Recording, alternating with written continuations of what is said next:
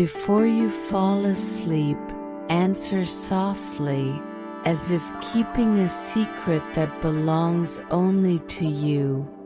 What happens when time gets caught inside a diary?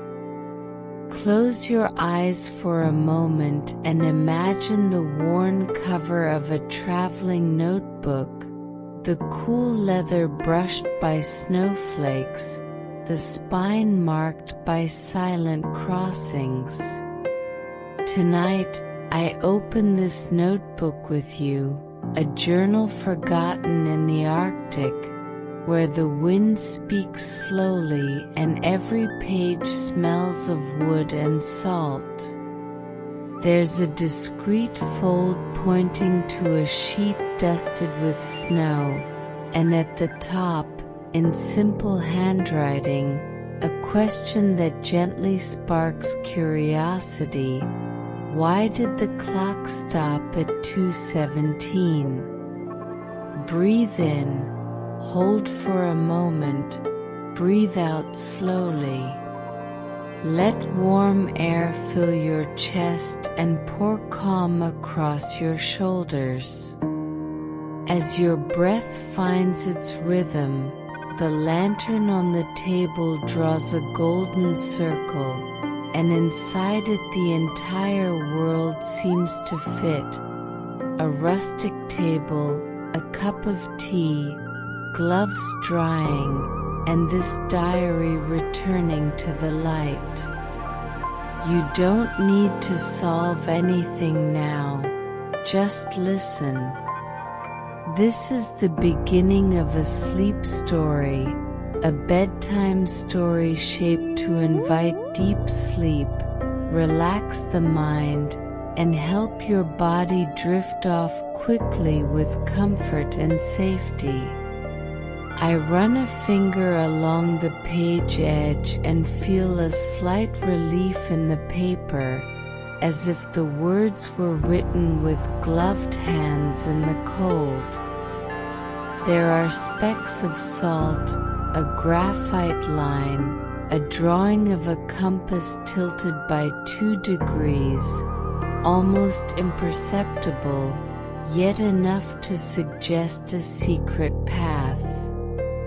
Perhaps the explorer, on nights of aurora borealis, noticed that some hours shine differently. Perhaps at 2:17 the wind rests and the ice speaks in a low voice, like a breathing tide. If you'd like, step closer to the table in your imagination and feel the quiet warmth of the fire. Inhale for a count of 4, hold for 2, and release for 6. Repeat gently, as if you were stitching silence into your thoughts. Each cycle of breath is an invitation for your body to sink into the mattress, your forehead to smooth, your eyes to rest behind your eyelids. I bring the lantern closer and see fine letters shaping a reminder. Listen to the minute. The explorer seems to have recorded the exact texture of a cherished instant, a moment in which nothing needs to happen for everything to come into alignment within. You know how it is, sometimes, when the lights go out, the mind stays lit. So we choose a minute to be a lighthouse. This video, this story, exists to guide you there gently, using calm images, imagined sounds, and easy breathing. Seek the words your body understands: rest, comfort, shelter. They also help those searching for deep sleep, bedtime story, relaxing story, and sleep meditation. But inside this cabin we don't rely on lists or hurry, we use care. I turn the page slowly and the lantern reveals pale tea rings, like miniature moons. A sentence smiles on the paper. When the minute learns to breathe, the night settles. Perhaps that is what happened at 2:17. Time agreed to lay its head on the pillow. And when time rests, the mind grows quiet with it. You can test it now. Notice the air coming in cool and leaving warm, like a gentle tide. If a persistent thought appears, imagine it as a snowflake landing on the window. Observe its pattern for a second, then let it melt on the glass, effortlessly. Curiosity remains, yet softened. Why did the clock stop? Because some moments prefer to be lived slowly, not counted. Moments that don't ask for solutions, only presence. I recall another note along the bottom margin. The compass insists, the minute teaches. That is a good piece of advice for bedtime. The compass wants to pick directions. The minute suggests staying, breathing, resting. Outside the cabin, the wind passes like silk. The roof creaks lightly, the sound of an old house that welcomes you. The distant aurora folds without a sound, and every green and blue ripple seems to say there is music even where there is no note. I look again at the little sketched hands of a clock in the margin. They are still, and there is no tension, only quiet. The explorer could have redrawn them to move and chose to leave them as they are, as if declaring, "From now on I live at the pace of what calms me." You can do the same. If you wish, imagine a clock within your chest, wide enough to hold tenderness. It doesn't tick, it breathes with you. With each exhale, a part of your body lets the day go. Your jaw loosens, your shoulders melt downward, your hands soften, your belly welcomes a warm breeze, your legs grow comfortably heavy. Your head might try to list tasks. Thank it and tell it the morning light will take care of those. Now it's time for rest, and that is enough. I touch the leather cover again, cool on the outside, warm beneath, like a seashell keeping a memory of the ocean. The scent of wood recalls firewood and childhood, and your heart understands everything is fine. This story stays by your side with gentleness, not to hold you captive, but to offer a bed of words where your mind can lie down. In the upper corner, a faint stamp is barely legible, yet it reads, "Return to the light." That is what we do now. We return a good minute to the light, a minute of peace. If a yawn arrives, it is only your body saying it accepted the invitation. If your eyes grow heavy, welcome it. If a thought passes like a cloud, let it drift on. And if joy comes for no reason, keep it as if you found a precious coat button in your pocket, small, yet enough to fasten the night. I set the lantern down and watched the circular glow smile against the cup's metal rim. A grain of melted snow left a mark on the paper shaped like a star. The explorer may have traced another one over it, turning an accident into a constellation. Sleep is like this. When we allow it, it turns the leftovers of the day into points of light. If you want, whisper to yourself, I deserve to relax, I deserve to sleep well. The right words open the door from within. Now, before we turn the page, let's take one more gentle breath together. Inhale, hold, exhale. Feel how the inner temperature has grown more welcoming.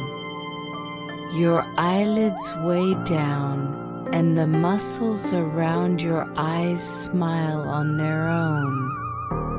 Your chest moves like a winter sea, calm, deep, steady.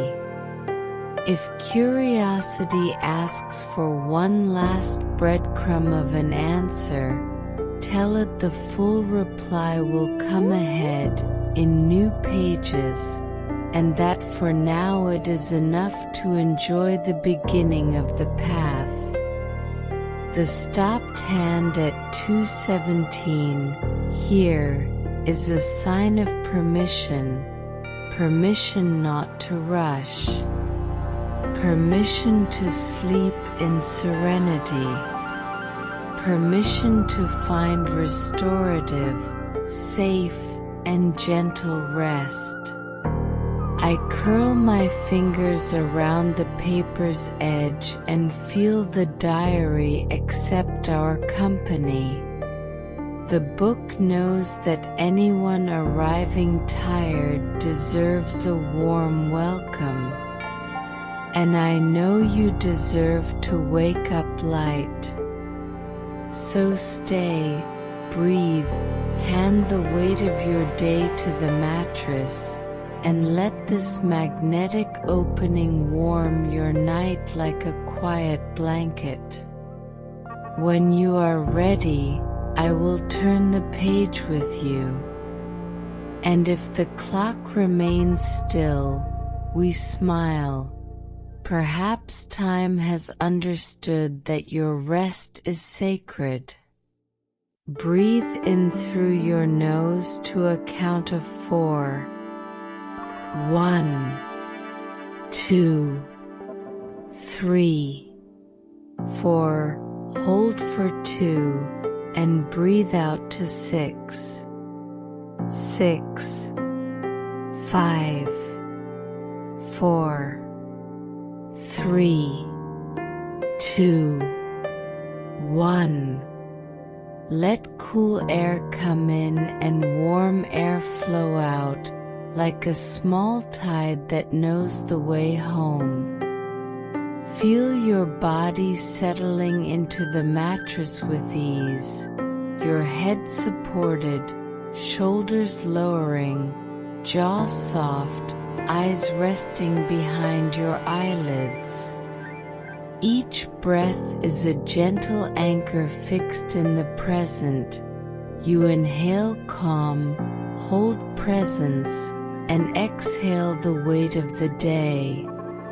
As the rhythm settles, Notice how your mind follows its example, adjusting to a cadence that favors relaxation, deep sleep, and restorative rest, preparing you softly for a sleep story that cradles, comforts, and soothes. All around you stretches a white, open, unhurried horizon. The Arctic breathes slowly, and the wind, instead of cutting, strokes the skin with an honest chill that awakens tenderness. There is a sturdy wooden shelter built by patient hands, scented with pine, resin, and memory. Outside, the snow forms gentle dunes.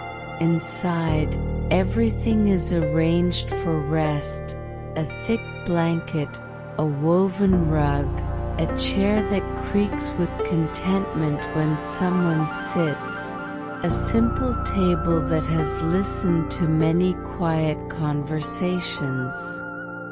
The scene is safe, welcoming, ideal for falling asleep quickly in comfort. You notice that silence is not emptiness, it is space for the breath to work, for curiosity to soften, for the heart to find a rhythm that matches the night.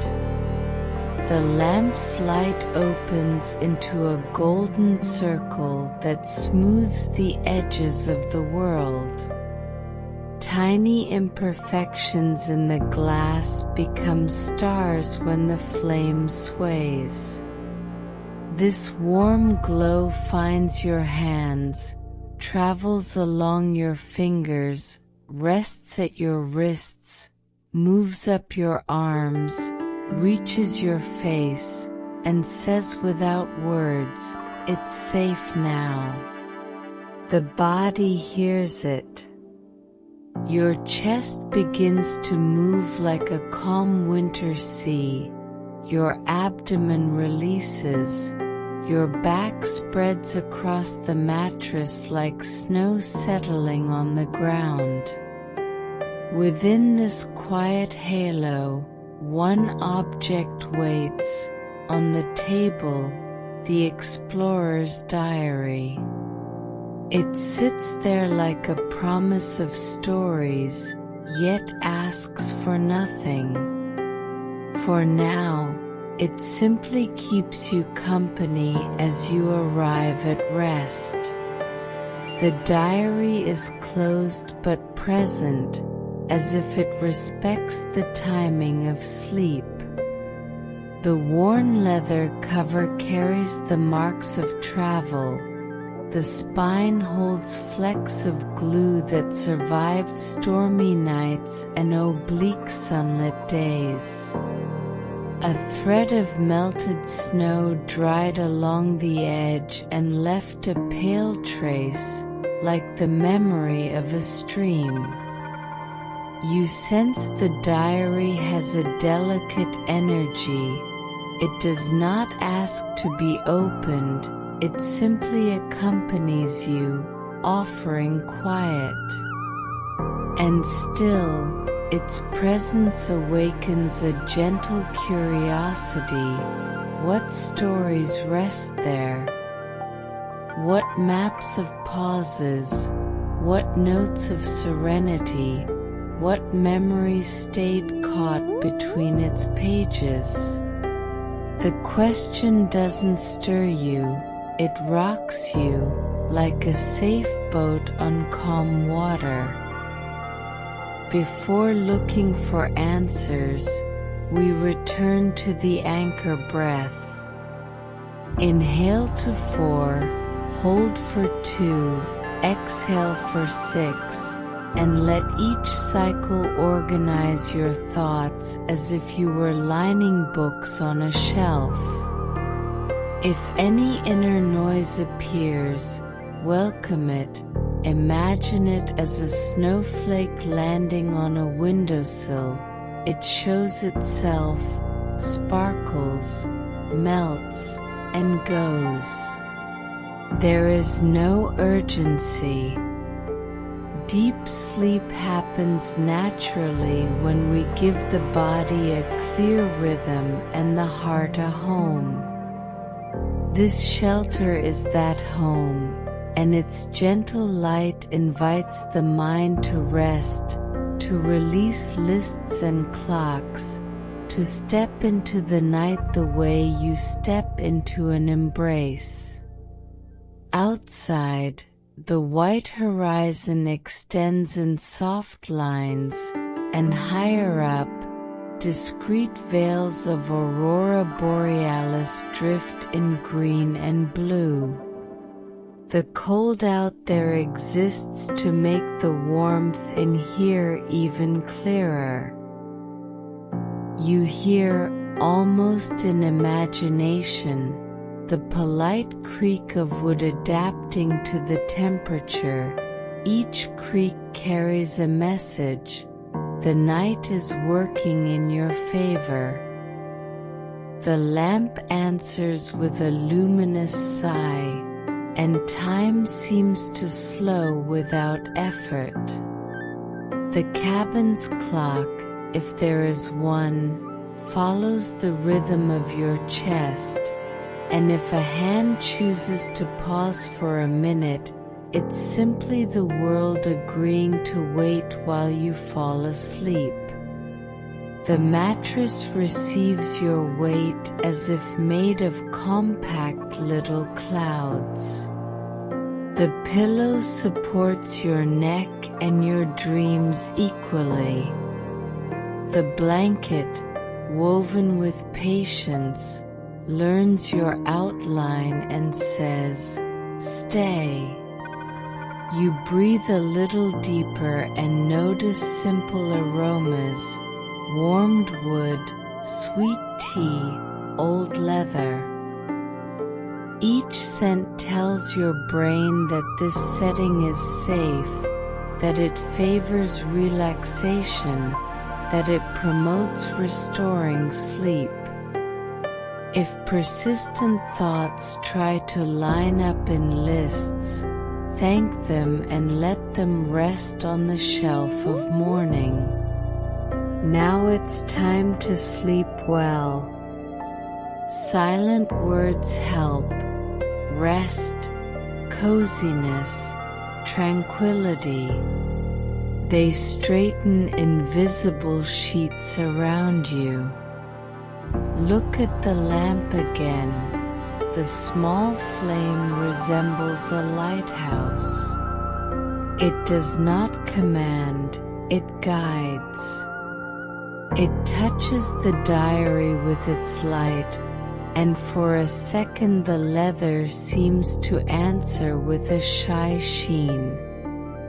The explorer, whoever they are, understood the art of writing with time, and you understand now the art of breathing with intention. A good bedtime story begins like this, with a body finding its posture, a heart finding its temperature, and a mind finding its shelter. This is your story, and the Arctic, so vast, becomes intimate inside the cabin, because here everything is an invitation to calm. Breathe again, for to bring air in, 2 to keep, 6 to let go. Imagine that when you inhale, you pick up tiny sparks of the lamp's light. When you hold, the sparks arrange themselves into a constellation behind your eyes. When you exhale, they spread through your body, settling wherever there is tension, untying knots, quieting noise.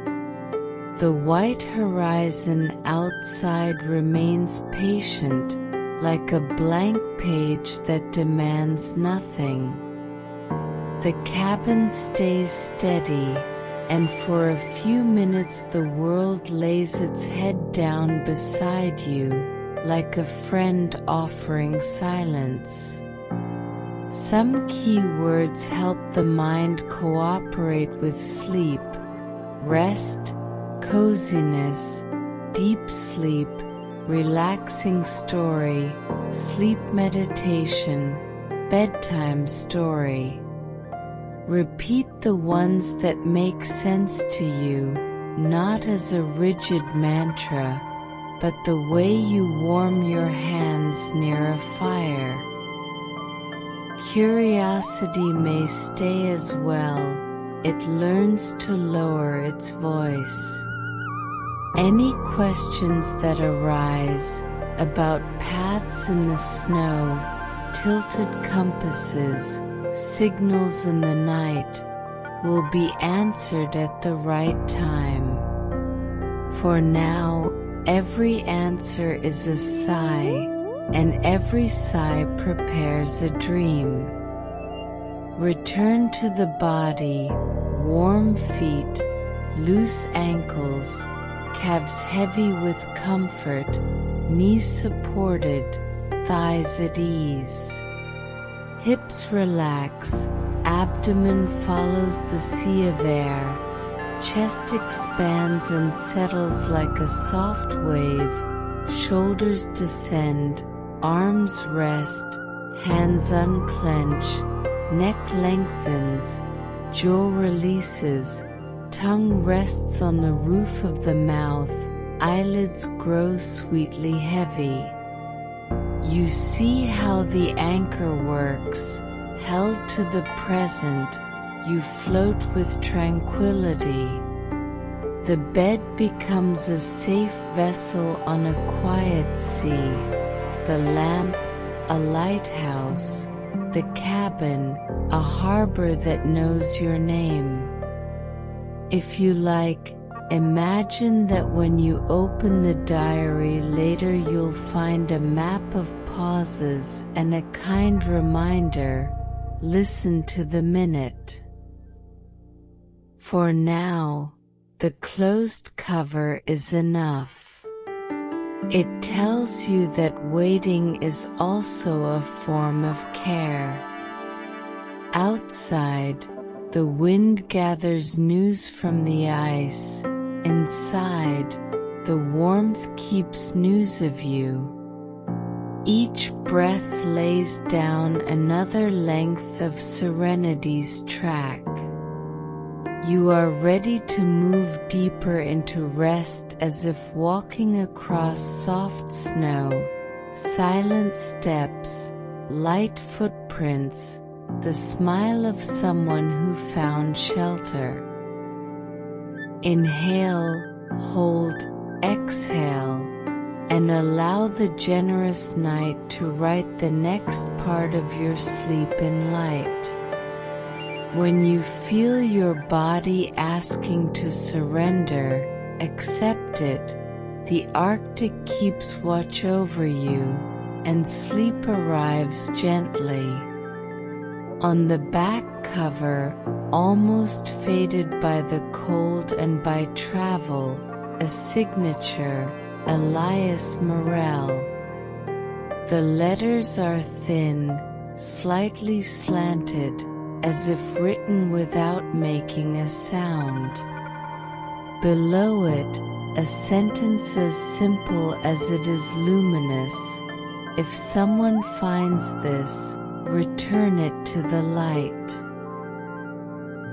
You run your fingers over the paper's texture and feel that the message isn't a request for the book to be returned. It's an invitation to be illuminated. Breathe gently through your nose. Count 1, 2, 3, 4. Hold for 2. And exhale for 6. 6, 5, 4, 3, 2, 1.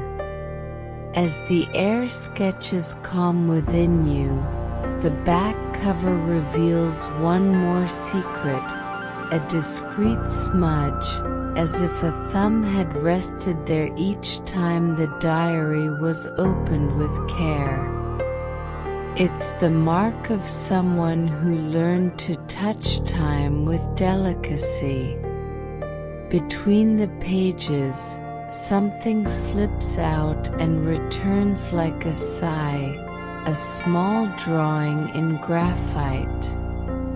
It's not a full map, not a portrait, it's a compass. But it's tilted by 2 or 3 degrees, disobeying the north everyone knows. The needle seems intent on pointing toward a bearing that doesn't match the world's.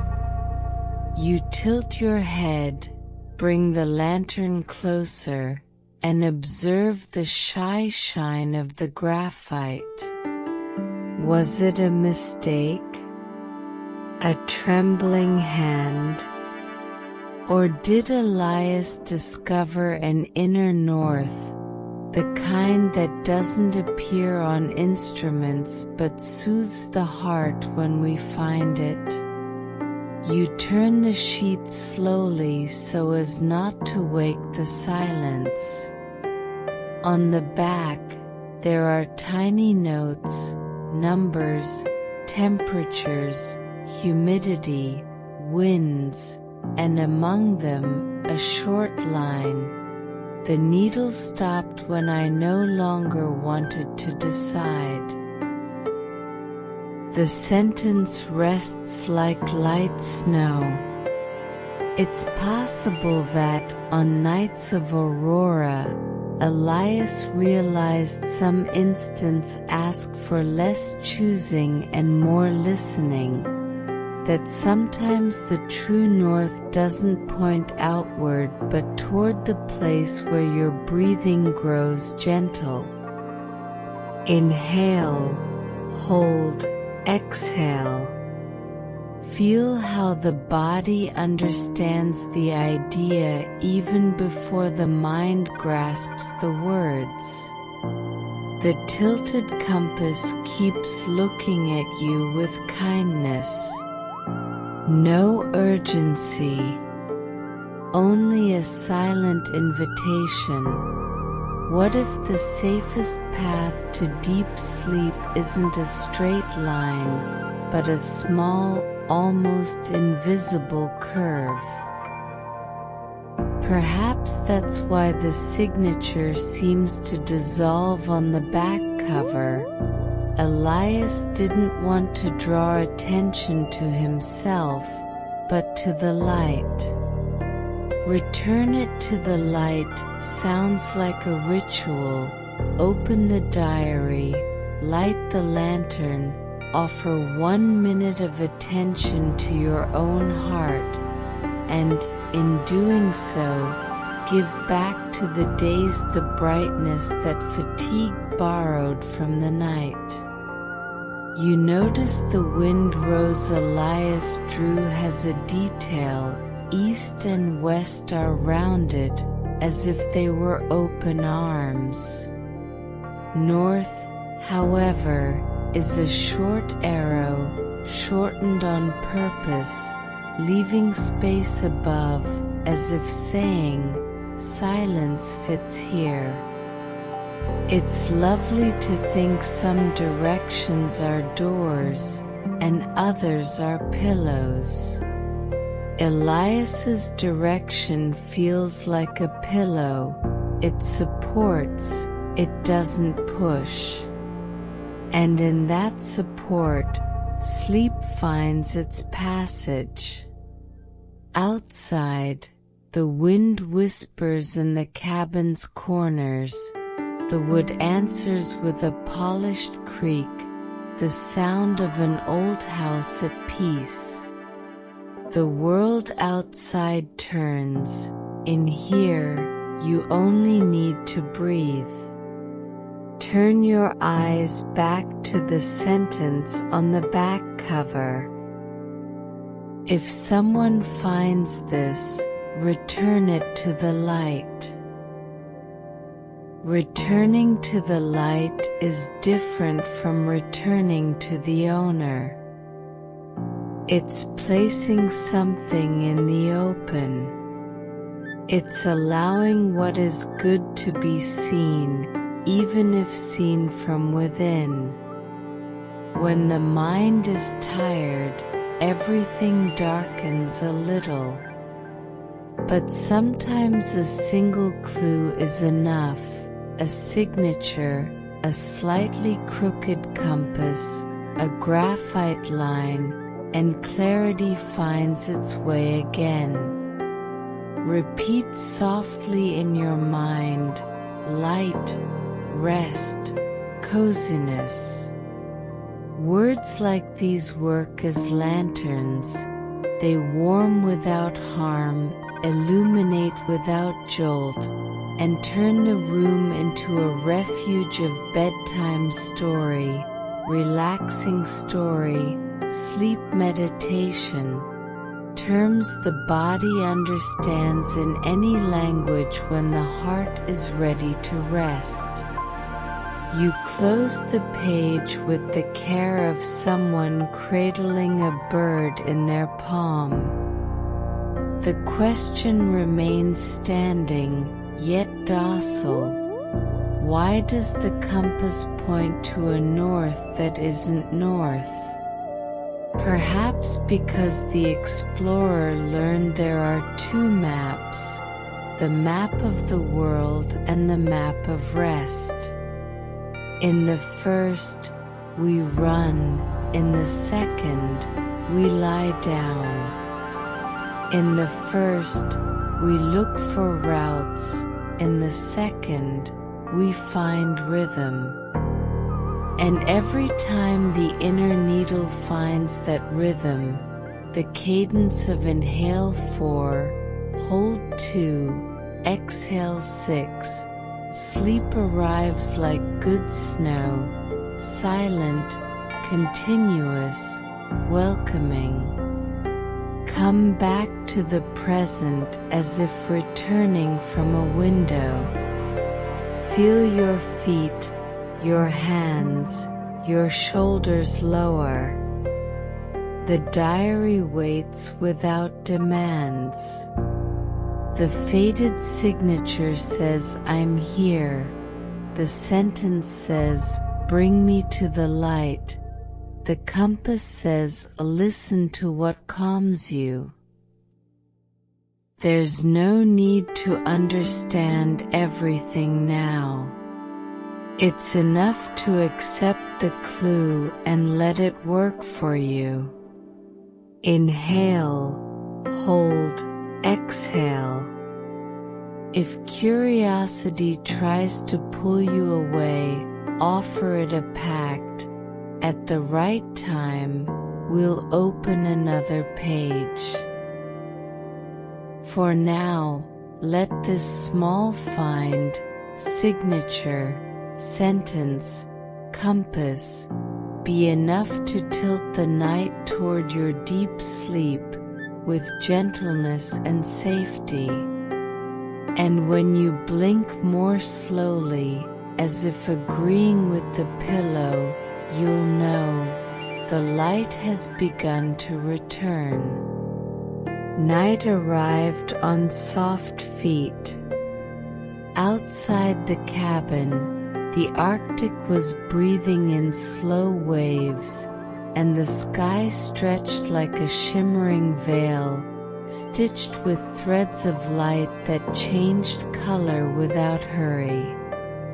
Elias described it in the diary like this: the firmament isn't only high, it is close enough to hear. You can imagine that closeness now, the sky dome leaning a little, as if bending to share a secret, and the clean, cold air arranging your thoughts from within. Breathe in gently. 1, 2, 3, 4, Hold for 2, and breathe out for 6. 5, 4, 3, 2, 1. With each cycle, the landscape reveals details that only appear when the mind slows down.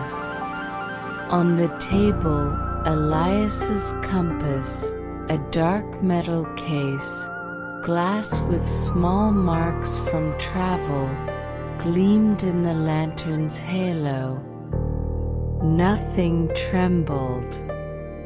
There was no wind squeezing the cracks, no distant storm noise.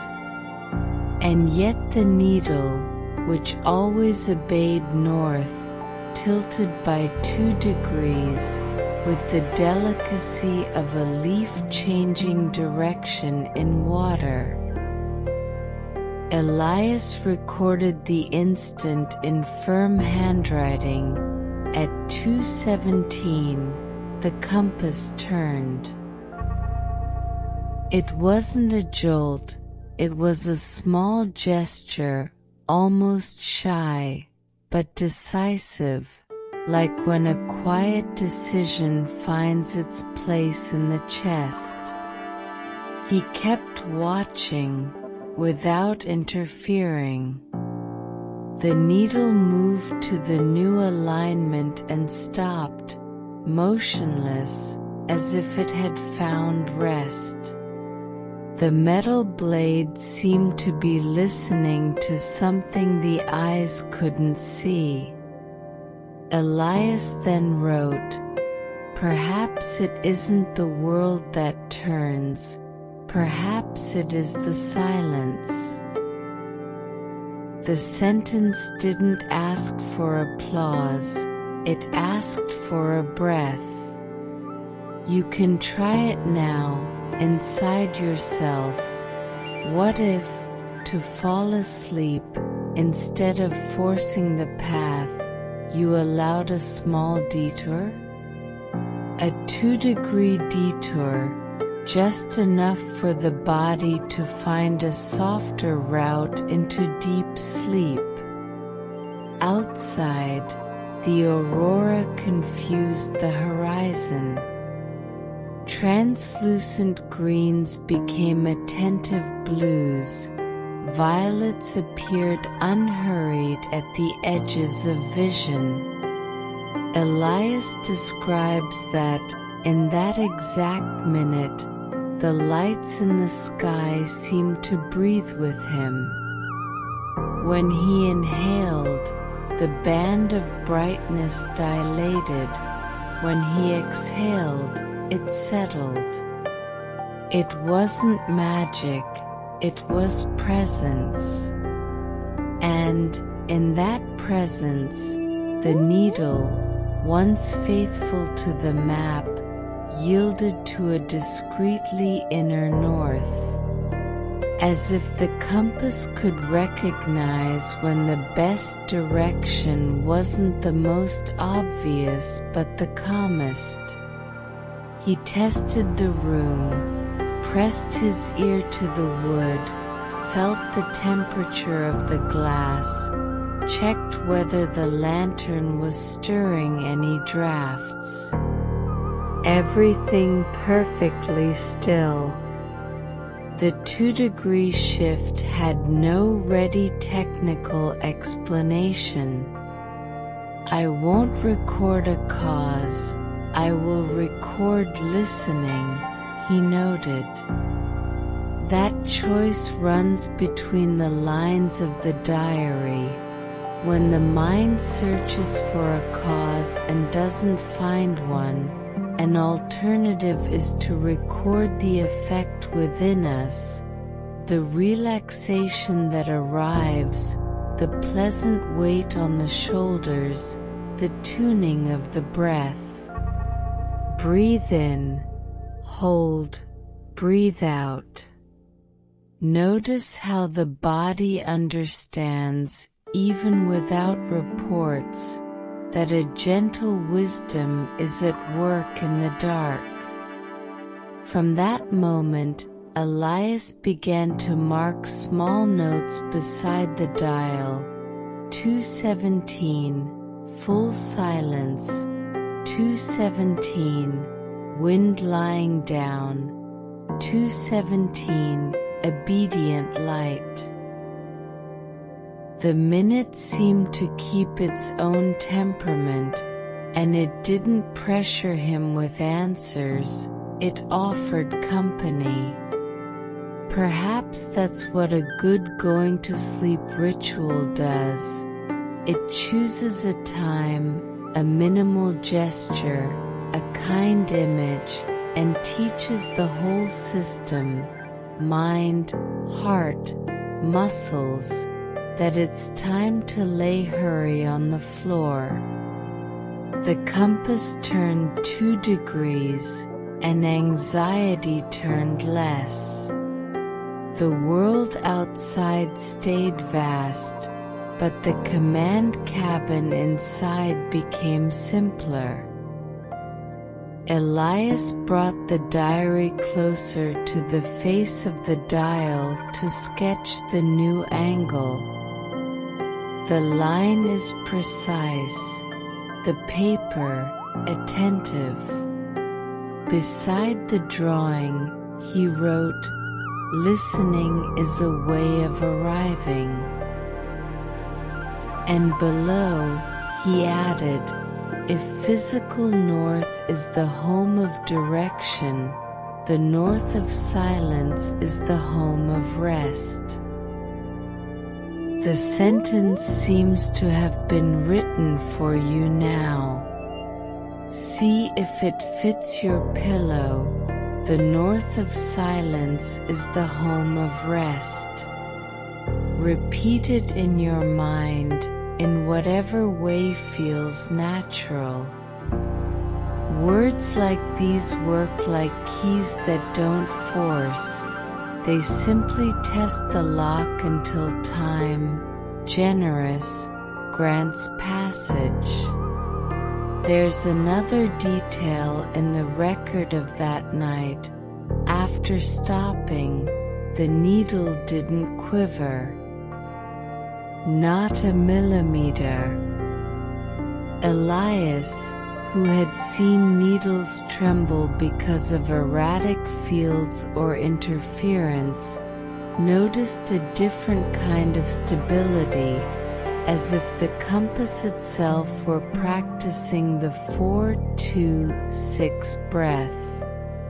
He smiled to himself, wrote learned, and turned the lantern down halfway so the flame would be smaller, rounder, more like a distant lighthouse.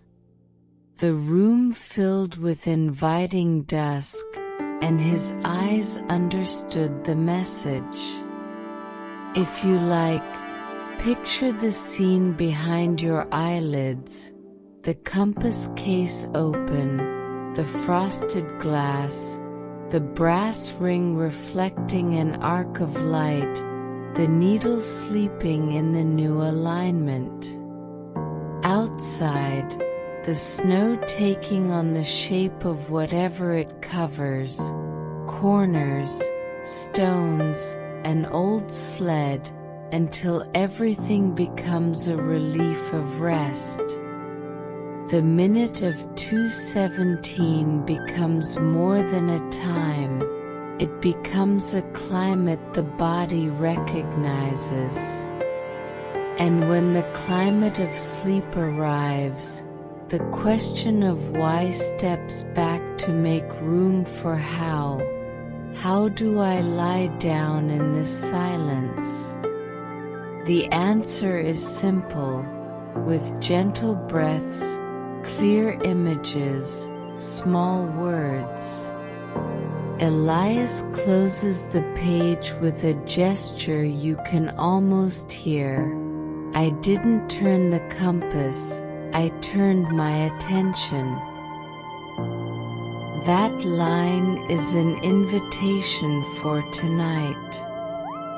Perhaps nothing needs to change around you.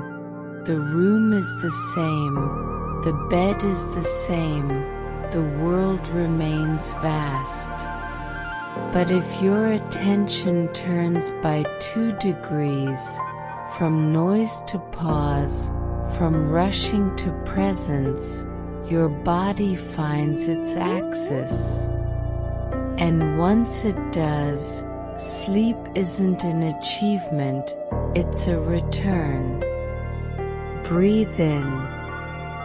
1, 2, 3, 4.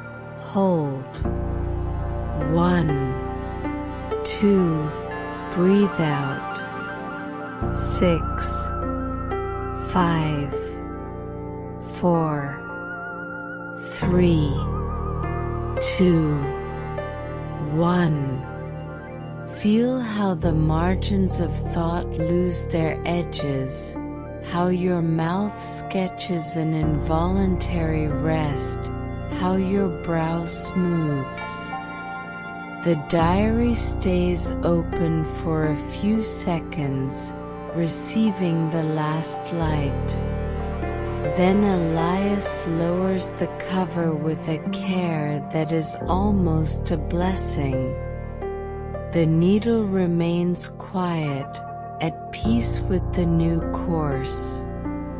And the entire night seems to agree. Perhaps it isn't the world that turns, perhaps it is the silence. If that's so, then it's simple. Let the silence turn for you, slowly, like a cotton planet.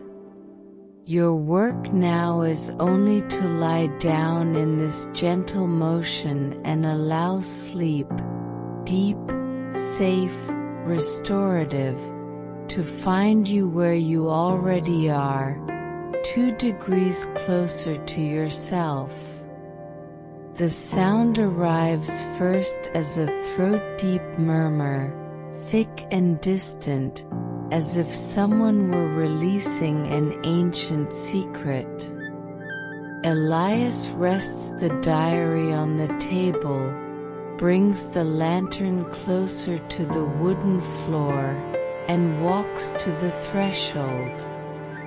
Outside, the ice plain looks like a bedsheet that breathes. He kneels, removes a glove, and places his palm on the surface. The cold touches like very clear water, then comes the vibration, gentle, measured, almost an underground lullaby. Does the ocean sleep too? He asks, and the question lingers at the mouth of the wind, in no hurry to leave. Breathe through your nose for 4 counts. 1, 2, 3, 4. Hold for 2, and exhale for 6, 5, 4, 3, 2, 1. As you breathe, imagine the slow music beneath the ice. It is not a roar or a threat, it is the world's purr, a tide settling in. Elias writes in the diary that on nights like this, the vibration climbs through his fingers and calms the bones of his hand, as if his whole body were tuning to a frequency of rest. He doesn't force meaning, he simply listens. If the sea learns to sleep, I can too, he writes in a corner, and he underlines the sentence with delicacy, a short underline that doesn't rush the words. Lying across the white expanse, He notices that each pulse beneath the ice has a precise interval, like the breathing of a vast and gentle animal. Between one pulse and the next, silence expands and, when it returns, it brings with it a warm trace of understanding. Elias notes that his own breathing starts copying the rhythm of the seafloor. You can do the same now. Inhale, hold, exhale, and let your body find the cadence the Arctic is suggesting. That cadence favors deep sleep, relaxes the mind, and invites tiredness to dissolve without effort, like ice becoming water, then vapor. He lowers his ear to the ice.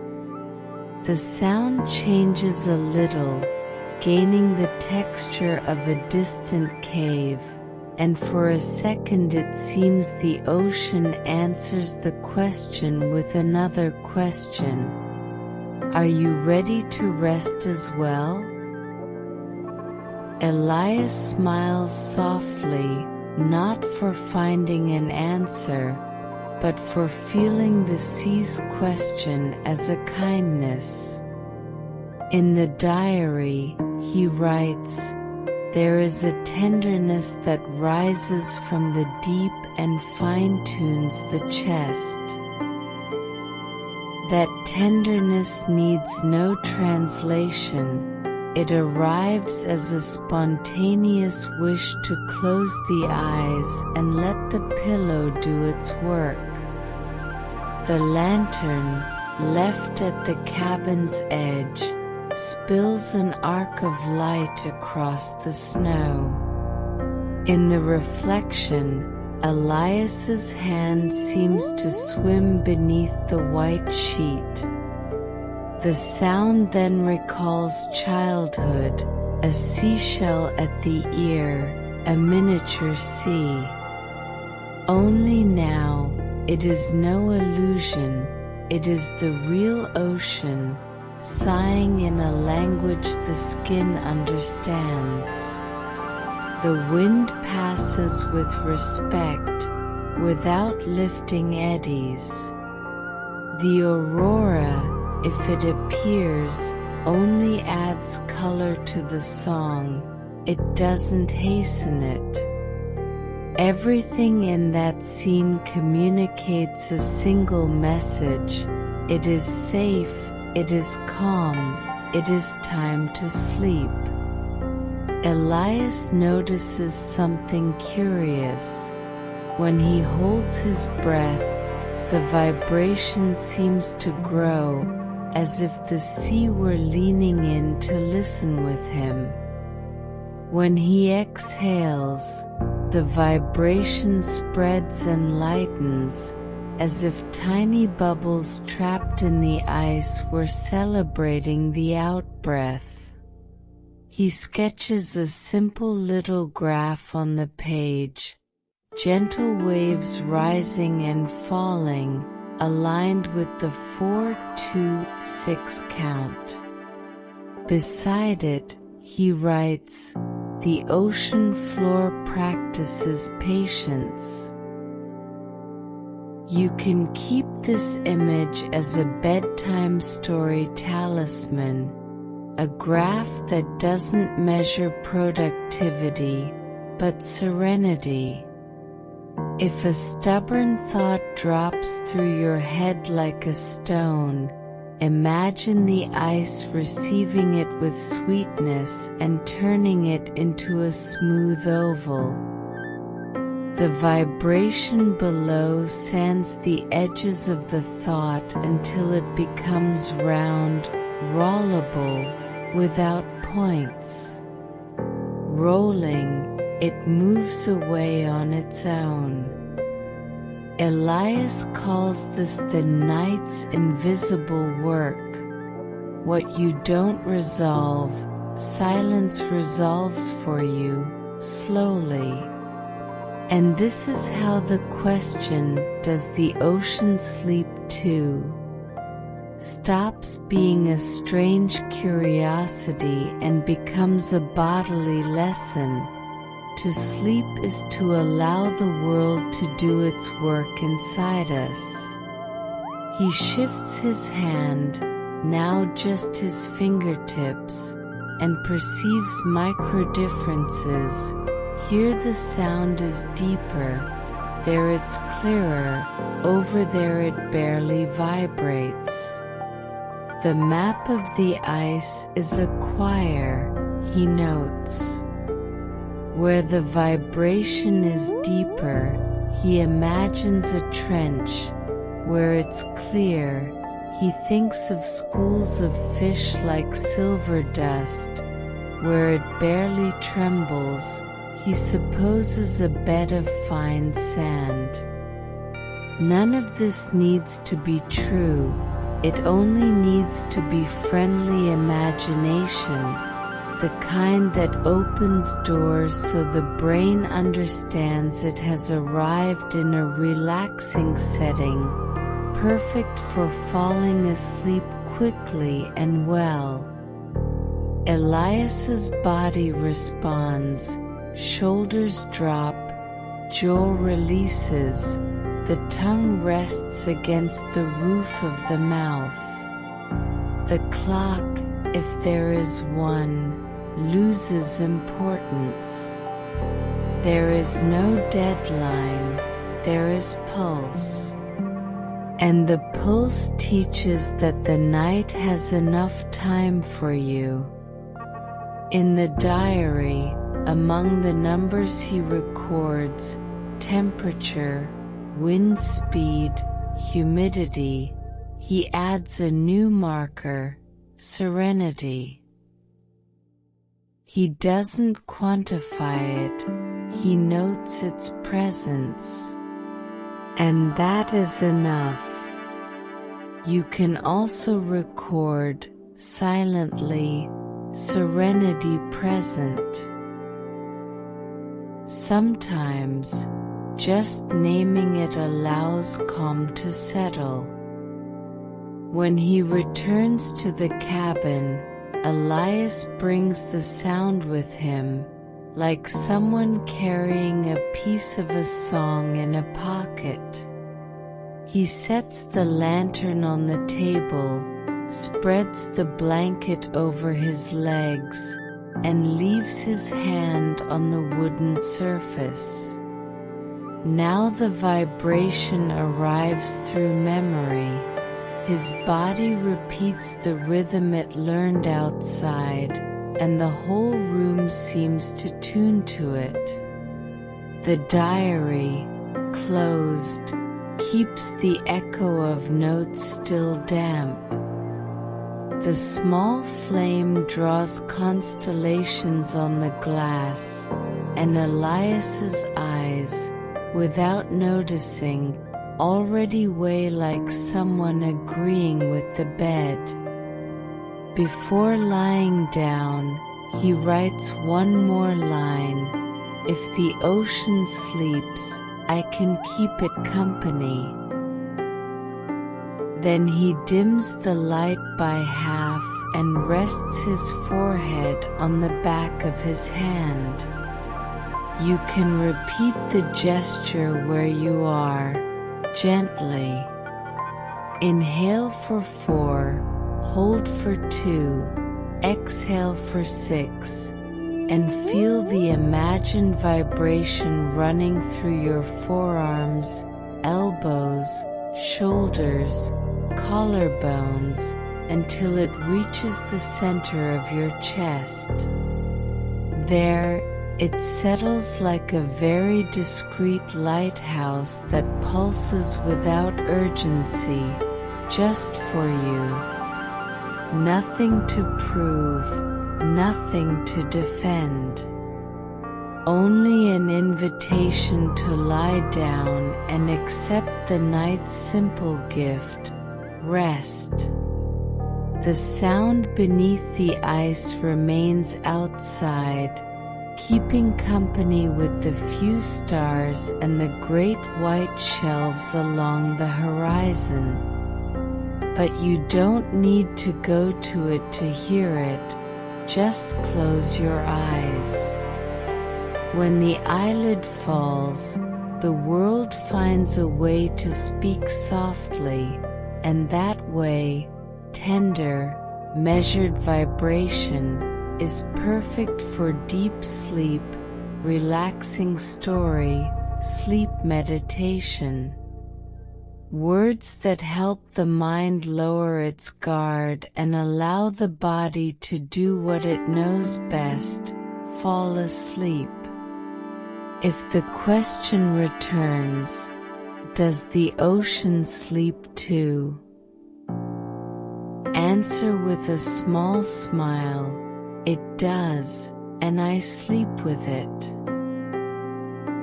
Then let the inner tide finish the rest of the sentence for you, while the generous night continues its song beneath the ice.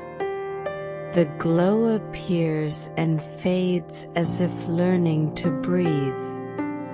Elias closes his eyes for a second, opens them again, and there it is, a distant point pulsing slowly, not like the dance of the aurora, but like the calm cadence of a heart. There are no beams sweeping the sky, no turning lamps, only a soft flicker, on and off, in intervals that seem to speak the language of sleep. He notes in the diary, with steady, gentle handwriting, if I follow the light, I might find answers or a rest. Outside, the wind agrees with a brief sigh. The snow, in silence, seems to open a path. Breathe in through your nose for 4 counts. 1, 2, 3, 4. Hold for 2, and exhale for 6. 5, 4, 3, 2, 1. Let your body receive this simple rhythm, as if boarding a sled that glides without effort. With each exhale, the glow on the horizon seems to come a little closer, not because it moves, but because you grow still. Elias lifts the lantern, shields the flame with a cupped hand, and takes a few steps outside the cabin. The snow creaks softly, and the Arctic sounds withdraw to listen to his passing. The point of light pulses again, thumb, pause, a thumb. And curiosity arrives without anxiety, like an invitation to walk slowly. He decides to draw an imaginary line between his chest and the lighthouse. I'll follow, but listening, he writes. That detail matters. This isn't a race, it's an approach. Every 10 steps, Elias stops, feels the firm ground, checks the compass, and closes his eyes for an instant to measure the glow's cadence. The lighthouse doesn't call him urgently, it welcomes him politely. And within that courteous brightness, the mind understands the message. This path is safe, suited to relaxation, prepared for deep sleep. You can feel that safety now, shoulders dropping, jaw releasing, your gaze warming behind your eyelids. At a certain point, the light seems to lose strength and, in the next moment, returns brighter. Elias realizes it isn't failure, it's breathing. He writes, "The light rests so it can stay lit." And he smiles, because it's a good reminder for anyone trying to fall asleep. Let the search rest too. Allow the story to work on your behalf. The landscape is clear, the sky is a fabric of gentle cold, and in the midst of it the lighthouse pulses as if following the 4-2-6 count. Inhale, hold, exhale. The body understands without effort, the path forms within. A thought visits Elias's mind, brief and luminous. Perhaps the lighthouse no one lights is lit by the place itself. Perhaps ice, tide, and skyfield, together, compose an ancient apparatus made not to warn of rocks, but to soothe those who walk. Lighthouse of rest, he scribbles in the margin. And you can adopt that name now, where you are, imagining a light that demands nothing, only gives you just enough guidance to lie down fully. If any mental noise shows up, offer it an armchair and say, "Wait a minute, we'll be right back." The lighthouse answers for you, keeping the night at the right point. Elias draws close enough to feel the light filling the air around his face. There's no visible structure, no tower, bulb, or glass. Only the pulse. In the diary, he describes the brightness as having soft edges, as if coming through fine snow, that the color shifts from amber to pale white, that, for fractions of a second, it seems to listen to whoever looks at it. He writes, "When I hold my breath, the light grows. When I release, it settles." The record becomes a mirror for the body, and the body becomes a mirror for the light. It's a silent conversation, perfect for calming thoughts and guiding you toward falling asleep quickly with comfort. He sits on a flat block of ice and lays the diary in his lap. The gloves, resting, look like two shells. The lantern behind him casts an arc of warmth. Ahead, the lighthouse continues its conversation with time. Lights, rests, lights, rests. Elias notices that, with each cycle, his chest finds a little more space, inner words vacate their chairs, the mind unarms its shoulders. The light knows what it's doing, he writes. And you can whisper it too. The light knows what it's doing. It reminds your whole system there's nothing to prove now, only to allow the night to do its work. If curiosity wants an explanation, Elias soothes it with a gentle hypothesis. Perhaps tiny fissures in the ice, aligned with the tide, let reflections of a far aurora slip through. Perhaps snow crystals, at the right temperature, become little lenses. Perhaps it's something else, still without a name. He writes, "I won't measure, I'll accompany." Because, for sleep, measuring sometimes delays, accompanying advances.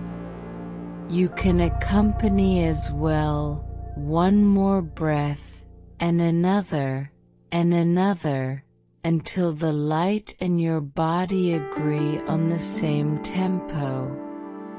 When he decides to return to the cabin, Elias tries one last gesture. He closes his eyes and attempts to carry the lighthouse inside.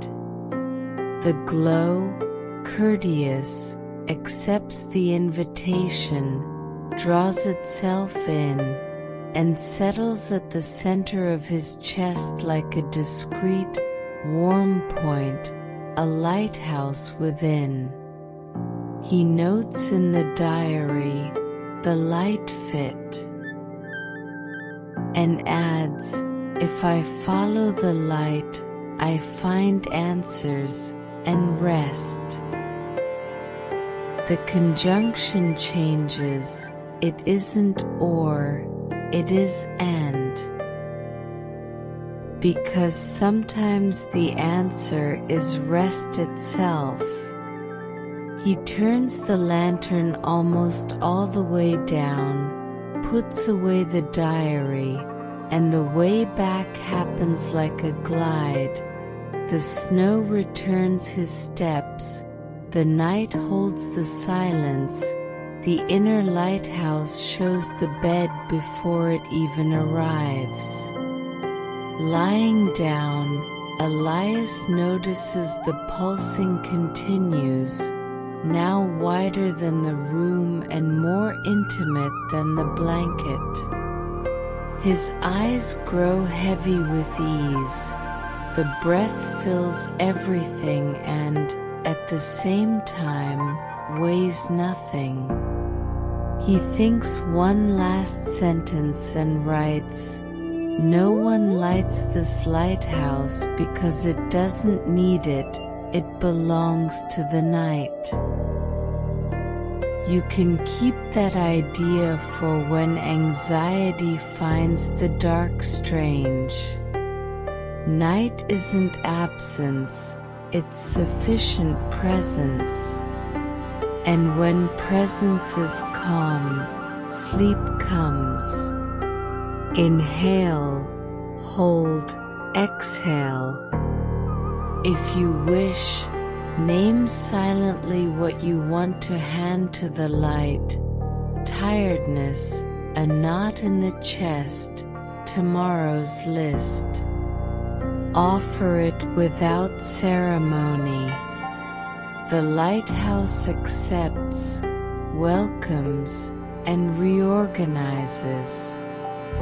And when your awareness begins to dissolve in short waves, simply allow it. The glow that appears and disappears is no longer far away. It pulses inside you now, steady, humble, effective.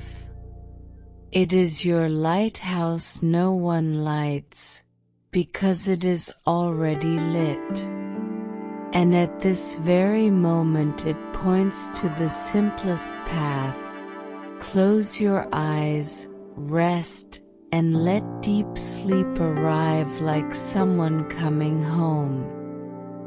Between the pages lies a thick paper envelope, yellowed at the edges, resting as if it had waited without haste.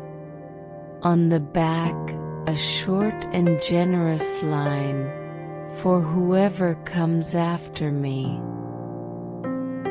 Elias didn't seal the flap, he left it merely tucked in, as if understanding that certain messages need to breathe before they're read. The lantern casts an arc of light across the paper, and the raised strokes of the handwriting stand out like snow trails seen from above. He writes, "I left the busy world to hear what the snow keeps." The sentence arrives with the calm of someone who found a chair by the fire. Breathe through your nose for 4 counts. 1, 2, 3, 4. Hold for 2, and exhale for 6. 5, 4, 3, 2, 1. Feel your body place its trust in the quiet. The envelope smells of pine and thyme. When Elias turns it, a light dust lifts, as if old hours had learned to become down. Inside, a sheet folded twice. On the outer fold, another line, "If you read this, you will know I was looking for a way to be at peace with my time." It isn't a dramatic confession, it's an everyday note, intimate and simple. He explains that, before reaching the Arctic, he carried too many clocks in his pocket. The clock of expectations, the clock of urgencies, the clock of now that never suffices. Here, among ice and patient wind, he decided to listen to the intervals, those things that, in the city, haste covers with noise. Elias reports that he spent days without opening his mouth, trading words for steps. He discovered that the snow keeps small sounds, the click of a thought loosening, the sigh of a fear learning to sit, the soft creak of a memory finding its place. Snow is a library of silences, he notes, and the page seems to smile. You can picture that library now, corridors of white, shelves of stillness, tables where the heart sits to read unhurriedly. Inhale, hold, exhale. Your chest follows the cadence like someone turning pages with fingertips. At the center of the letter, an image, Elias sketches a clock without numbers. In place of the numerals, small breathing marks. Inhale, star point. Hold, short dash. Exhale, long line. Around it, he writes, "When breathing keeps the hours, the body learns the way home." It's a good reminder for bedtime. Let breath, not the calendar, set the rhythm. You can test it now, 4 to bring in, 2 to welcome, 6 to release. Each cycle tidies a corner of the room within, an invisible blanket settling over shoulders and thoughts. Elias confesses he never sent the letter because he realized the addressee had no fixed address. Whoever comes after me is each person who opens a diary in search of rest, each traveler who lays their head down and thinks, I want to fall asleep quickly, in peace, safely, each listener who seeks a sleep story, a relaxing story, deep sleep. The letter is a portable shelter. It fits any pillow, any night. The missing stamp on the flap is replaced by your decision to breathe and stay, here, now, where the night has already begun to work on your behalf. He says that one evening he almost mailed it. He wrote his own name in the corner, straightened the envelope, and walked to an edge of ice where the wind felt like an old post.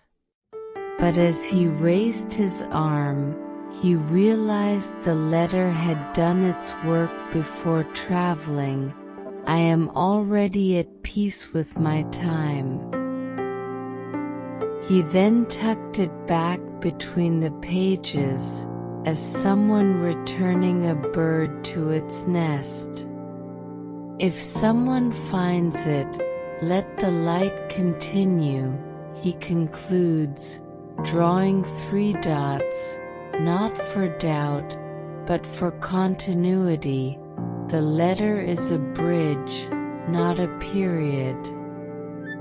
You, reading now with your mind laid down, can accept the gift, allow this unposted letter to reach you effortlessly. Let the words settle wherever there is need. If there is old tiredness, offer it the softest armchair. If there is a persistent thought, give it a light blanket. If there is urgency, promise it the morning sun. At night, the priority is rest. And rest comes faster when the letter is read from within, not with the eyes, but with the rhythm of the chest. Elias closes with a small ritual you can repeat. He places his right hand over the envelope, counts 1, 4, 2, 6 breath, and whispers, "Thank you, time." The word thank you unrolls invisible muscles. Time responds by widening the space between thoughts. Suddenly, there is enough room for sleep. The lantern lowers its flame on its own, as if it understood the agreement. The whole room seems to pull a chair closer to the bed and say, "Sit, lie down, stay." Before closing the envelope, Elias adds a postscript. If you've read this far, you've already slowed down. It's true. Even if just a little, slowing is always enough to begin the path. He folds the letter carefully so the paper won't crackle and places it back where it was, one paper house within another. The envelope inside the diary inside the night inside you. Inhale, hold, exhale. Let the phrase, "at peace with my time," arrange itself like a blanket across your chest. If sleep arrives now, the letter will have found the perfect addressee. If it comes in a little while, it will know how to wait, because it was written for that, to teach that waiting is also rest. And when your eyes close, imagine a soft, inkless stamp marking the pillow, "Received." The mailing that never happened became presence. The envelope that never left has traveled far enough. And you, reader of silence, are one breath from home, the one where time lies down in the same cadence as yours. The cabin stands at the far north of the map, where lines turn to breath and white learns to be horizon. From the outside, it looks small. Inside, it's the size of silence. The walls are lined with old maps, the thick paper kind that keep their folds like rivers, the translucent ones where past routes overlap with dreamed ones, some marked with small pencil notes, abbreviated arrows, circles that say the wind changes here, the cold is gentle here, the body breathes better here. Elias runs his hand over these notes as someone rereads a story that hasn't happened yet. Breathe in through your nose for 4 counts, hold for 2, and exhale for 6. Let your chest follow, calm, like a winter sea. At the center of the cabin, on a planed log turned into a table, rests a clock. It isn't showy, simple wood, a pale dial, discreet hands. Stopped at 2:17. The same time. Elias doesn't fix it, he doesn't ignore it either. He simply observes that all the clues, the tilted compass, the pulsing light, the sound beneath the ice, converge on this minute. Why 2:17? He writes in the diary and then adds another question. What does 2:17 ask of me? The cabin answers without words. It asks for presence. It asks for the smallest pause that fits the world into the space of a sigh.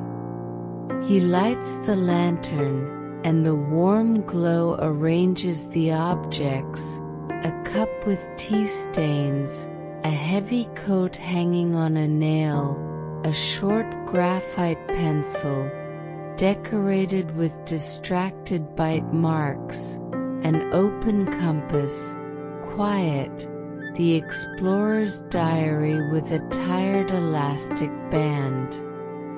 Each thing, in its simplicity, seems adjusted to a task, to warm, protect, right, orient, welcome. The stopped clock, however, doesn't do, it allows. It allows the mind to slow down, the body to find position, and the night to handle the rest. It's a marker of bedtime story, a discreet reminder of a relaxing story for deep sleep. Elias drags the chair, sits slowly, and before opening the diary, closes his eyes for a moment. The wood creaks with satisfaction, as if recognizing someone's return. He counts 1, 4, 2, 6 breath, then another, and notices that the paused minute works like a musical rest between notes. Without it, the melody hurries. With it, the melody happens. 2:17 is the measure where the body understands. He scribbled on the corner of a map. You can try it now. Inhale 4, hold 2, exhale 6. The head unarms, the jaw releases, the shoulders drop. The entire cabin seems to breathe with you. On the maps, the pencil marks don't just point to paths, they point to the temperaments of the place. A thin line heads toward true north, and beside it he wrote, "Here silence has the weight of a blanket." Another, curved, outlines a lake. Here dreams arrive early. In light red, Elias circled the cabin itself and drew 3 small stars. He noted, harbor. The word fits. A harbor is where you arrive, but also where you wait for the right tide to depart. At 2:17, the tide of sleep rises without effort. This is what the objects suggest, what the chest confirms. He opens the diary. The first line, written in smaller letters, says, "If I don't rush the night reaches me." The second, "If I listen to still things, they tell me where to go." So he listens to the clock that doesn't move. There is no tick-tock, only the light crackle of the flame. And in that absence of sound, a presence emerges. The body finds its axis, the mind finds a lower step, the breath finds rhythm. Elias writes, "Perhaps 2:17 isn't a secret, it's an agreement. An agreement between the world and him. For 1 minute, no one pulls, no one charges, no one measures. Rest enters. You notice, through the window, that the light outside has made a similar agreement. The snow reflects less, the sky looks quilted, and the aurora, if it appears, moves slowly, respecting whoever is already close to sleep. Inside here, the maps don't intimidate, they invite. They give latitude to the pillow, longitude to the eyelids, coordinates to the blanket. If a persistent thought about tomorrow shows up, Elias suggests a practice. Write it in the mind's invisible margin and leave a pencil leaning there. The thought, once read, quiets. Sleep, once invited, arrives. The question returns, gently, why do all the clues point to this minute? Perhaps because 2:17 is the point where external measures yield to the inner beat. The world has hours, the body has rhythms. When they coincide, the door opens. The northern cabin exists to remind you of this, with maps that record pauses, with marks that honor small detours, with a clock that stopped not by failure but by choice. I chose to stay, Elias wrote. Stay where?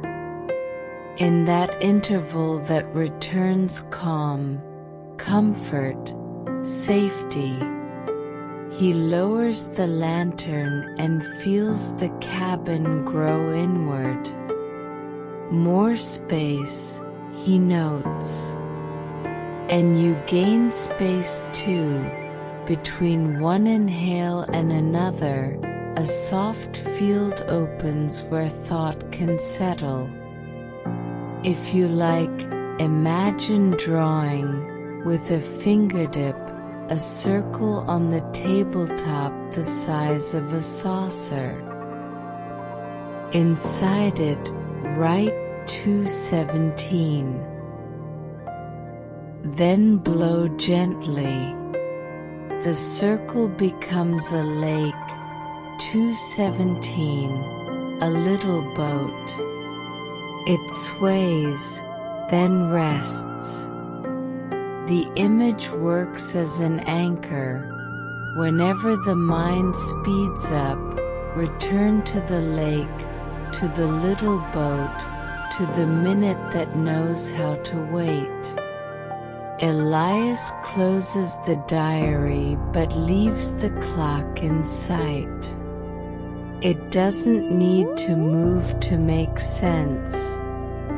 It's enough for it to exist, quiet, at the center of everything, reminding you that rest is central, not leftover.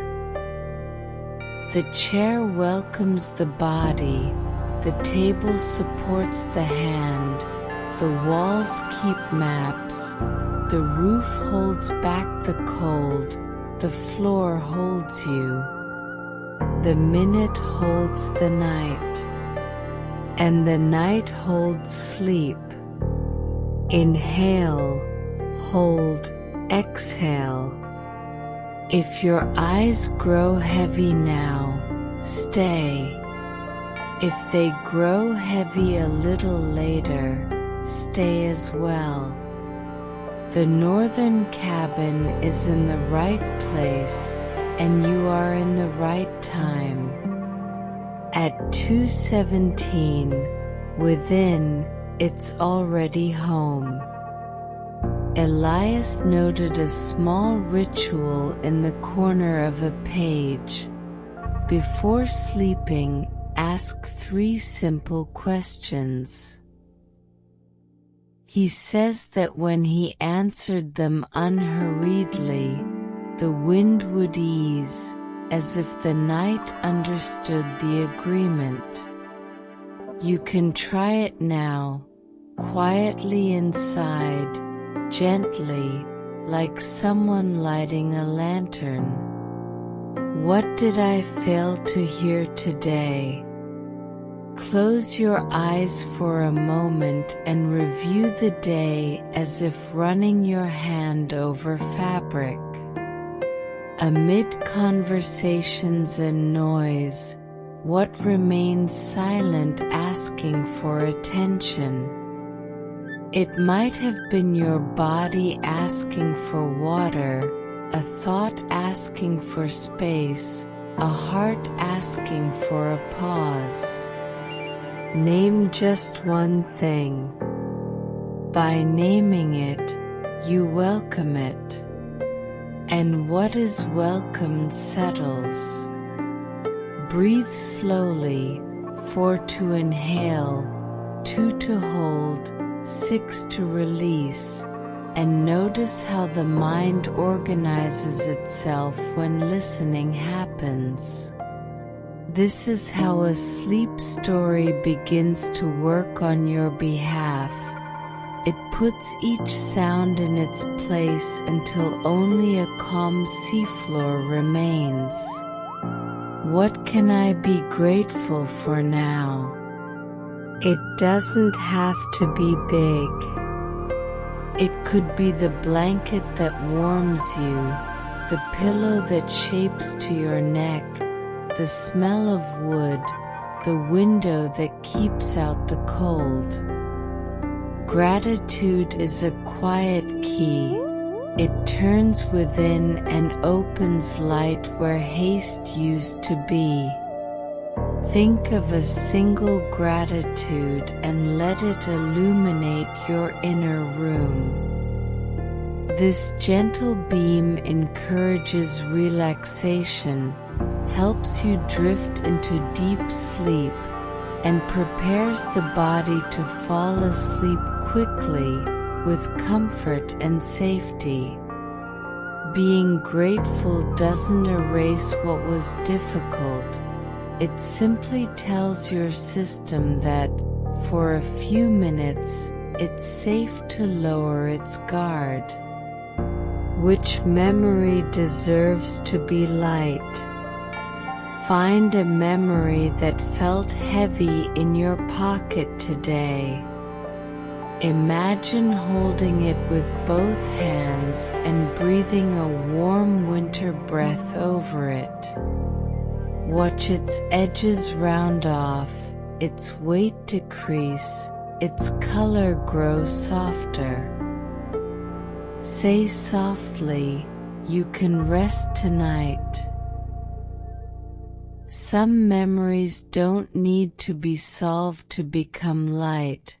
They only need to know they'll be cared for tomorrow in the morning light. Tonight, the priority is rest. Elias says that when he answered these 3 questions, the wind diminished. The cold outside continued, but more politely. The roof creaked less, the lantern cast a circle of peace. You may notice similar signs. The jaw loosens, the shoulders drop, the breath finds a rhythm.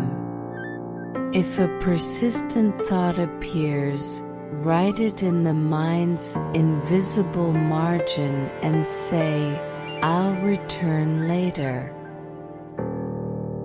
The page will be there in the morning.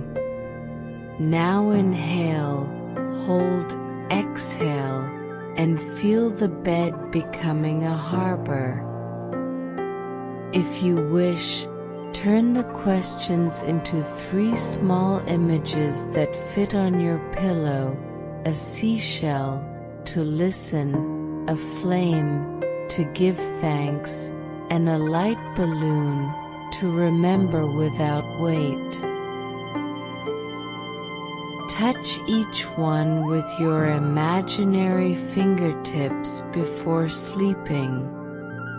This simple gesture works as a personal bedtime story, a micro-ritual that signals to the brain that it's time to close the windows and turn off the lights inside. When you finish, let the silence answer in its own way, with eyes growing heavy, body sinking into the mattress, mind settling like a book returning to its shelf. If curiosity asks why it works, smile, because gentle attention is a form of care, and the body sleeps better when it is well treated. Good night. May the wind ease where you are, too. 2 pages, by themselves, look like scattered notes. But when Elias carefully overlays them, aligning the margins, matching the folded corners, the creases like rivers, a single drawing appears, a map that exists only in the meeting of the two. Fine lines cross the white plain, skirting ice banks as if respecting the rhythm of the cold. The lantern, shining through the paper fibers, reveals translucent passages, almost veins of light. Elias smiles to himself. Sometimes the path isn't on one page or the other, it lies between them. Breathe in for 4, hold for 2, exhale for 6, and let your breath unite, within you, the parts that also need to overlap to make sense. The main line is continuous but never rigid. It undulates politely, opening small curves where the wind likes to rest. Along the line, delicate pencil micronotes, like whispers, hear the silence changes tone, here the cold is gentler, here the compass settles. Each note is guidance for emotional navigation.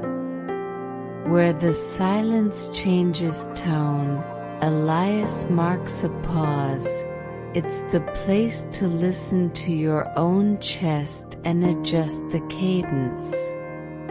Where the cold is gentler, he sketches a tiny shelter, a circle the size of a teacup, space for tea, warm hands, a sleep story. Where the compass settles, he writes only, stay.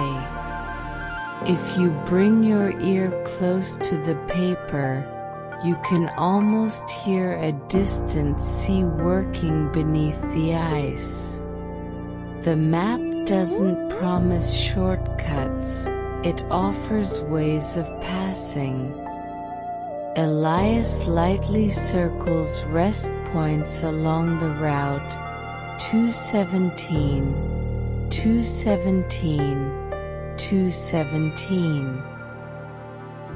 As if his favorite minute had left luminous crumbs along the way. They aren't checkpoints of haste, they are islands of calm. The instruction is simple. On reaching one, take the 4-2-6 breath and wait for the inner landscape to realign. The body learns quickly when the route is clear and gentle. You can try it. Inhale, hold, exhale. Feel a shoulder drop a millimeter with each micronote you welcome inside. Elias also notices the overlay reveals regions to avoid, not out of danger but out of fatigue, areas where the wind tangles, where the ice creaks too much, where thought tends to circle the same point. He shades these zones with soft graphite and writes, if you can, go around. It isn't prohibition, it's care. There are nights when going around is the smartest way to reach deep sleep early. You don't have to cross every unease. You can walk around and let it dissolve without spectacle, like snow under a low sun. In the lower corner, two small arrows point in different yet friendly directions. One says, outside route with wide views, the other, inside route with steady warmth. Elias comments in the margin, both arrive. Choose the one that breathes best tonight. That's the secret of the overlaid map, offering gentle options. Some nights the mind wants horizons, others it prefers the cabin. In either case, the bedtime story keeps working, guiding step by step with soothing images, warming words, and a path that respects your pace. Notice how the fine lines never cut the white by force. Where there's an ice bank, the stroke loosens. Where there's brittle crystal, it thickens just enough to support. Where there's open water, it becomes dotted, reminding the traveler that floating is also progress. Elias draws small symbols, 3 stars for clear sky, a wavy line for a mild wind, a circle with a dot for a place of useful silence. Next to one of these circles, he writes, "Here the silence changes tone," and adds, "Tiny, it stops being empty and becomes a blanket." The difference fits into a single breath. Holding the 2 pages up to the light, Elias notices secret alignments. Pencil marks on one side meet fissures on the other. Old observations match recent discoveries. The memory of a shortcut coincides with a new piece of advice for resting. It's as if the Arctic were writing with him. The map is co-authorship, he notes. You can adopt that idea. Your sleep is co-authored by body and night. The mind suggests, the body confirms, the night conducts. Inhale, hold, exhale. Let the overlay, your inner pages, work in your favor. At the top of the map, an almost transparent line outlines a lake. Along its edge, Elias scatters small words, softness, shelter, return. He remembers walking there and feeling time loosen, like a belt after dinner. Here the cold is gentler, he repeats, and the phrase seems to warm the paper. On another curve, he writes, "Here the compass settles, the point where internal and external hands agree without effort." If a stubborn thought wants to wander off, Elias suggests a gesture. Place it on that curve, as if setting a little boat on smooth water. It will drift to the right shore on its own. At the end, a short arrow points back to the cabin. It isn't retreat, it's return, a natural part of every good journey. Beside it, the legend, overlaid map, overlaid rest. 2 sheets, 1 path, 2 breaths, one rhythm, two eyes, one sleep. Elias slides the pages apart, then together again, just to confirm the route remains there, patient, waiting for his decision to cross the night gently. He then stores the map between the diary's covers, like returning a tool to its place of honor. Now it's your turn to overlay your inner pages, what you heard today and what you didn't, what weighs and what can grow light, the urge to solve and the permission to rest. When those pages meet, a drawing appears, and it usually points to the same direction: pillow, blanket, eyes closing slowly. Inhale. 1, 2, 3, 4. Hold. 1, 2. Exhale. 6, 5, 4, 3, 2, 1. Let the map, now memorized, guide you among the ice banks, skirting noise and welcoming pauses. Along the line, tiny reminders will keep whispering. Hear the silence changes tone. Hear the cold is gentler. Hear the compass settles. And before you know it, you will have arrived, not at the end of the story, but at the beginning of sleep. Night arrives alive, as Elias writes, not for making noise, but for touching first with presence. The sky draws close like a blanket that understands the body's shape. It lowers a little, settles over the world's shoulders, and says, unhurried, now it's safe. The lights dance slowly, as if they knew tired eyes need soft gestures. They do not frighten, they welcome.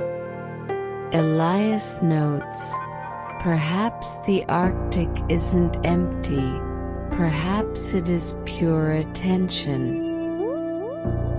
And when attention is gentle, the chest finds its place.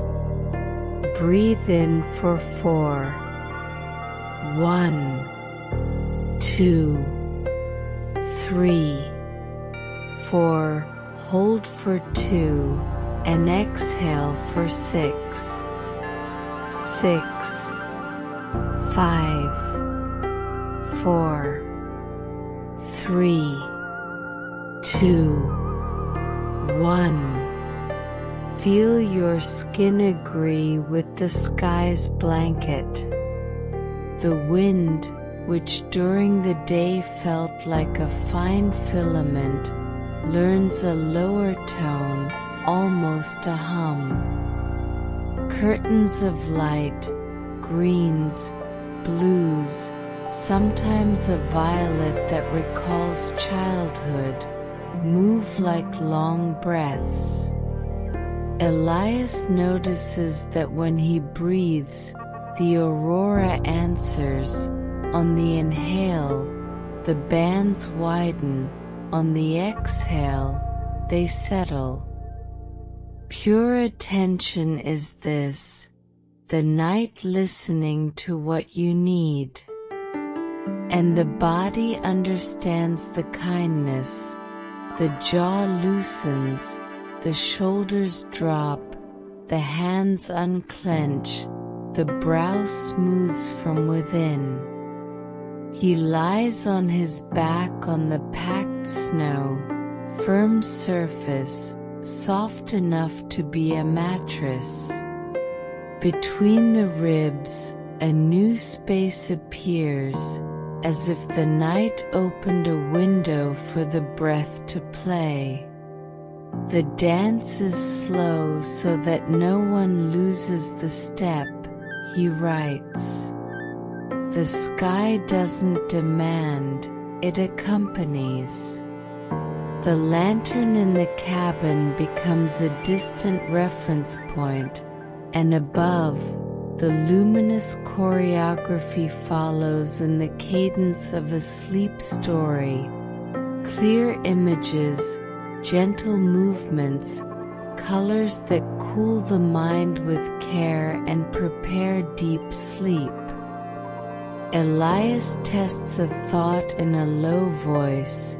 If the night is alive, perhaps each light is a gesture of care. The Arctic then stops being far away and becomes all around. It isn't vastness that swallows, it is space that cradles. He writes in the diary, attention is invisible warmth. And you can feel that warmth now, where you are. It isn't heat, it's the right temperature, the kind that makes the blanket weigh just enough to remind the body to stay. Inhale, hold, exhale, and let the slow motion lights become a path toward falling asleep quickly, comfortably, safely. With each delicate change in the sky, a stubborn thought loses altitude, like a leaf giving up on the wind. Elias learns a small rule: when the mind speeds up, look upward, even with eyes closed, and imagine the aurora's slowest curve. The image works like a finger lowering the volume. With the volume low, rhythm remains. With rhythm, rest remains. He smiles and scribbles a reminder. There's nothing to solve, there's something to receive. Outside, the living night knows what it's doing.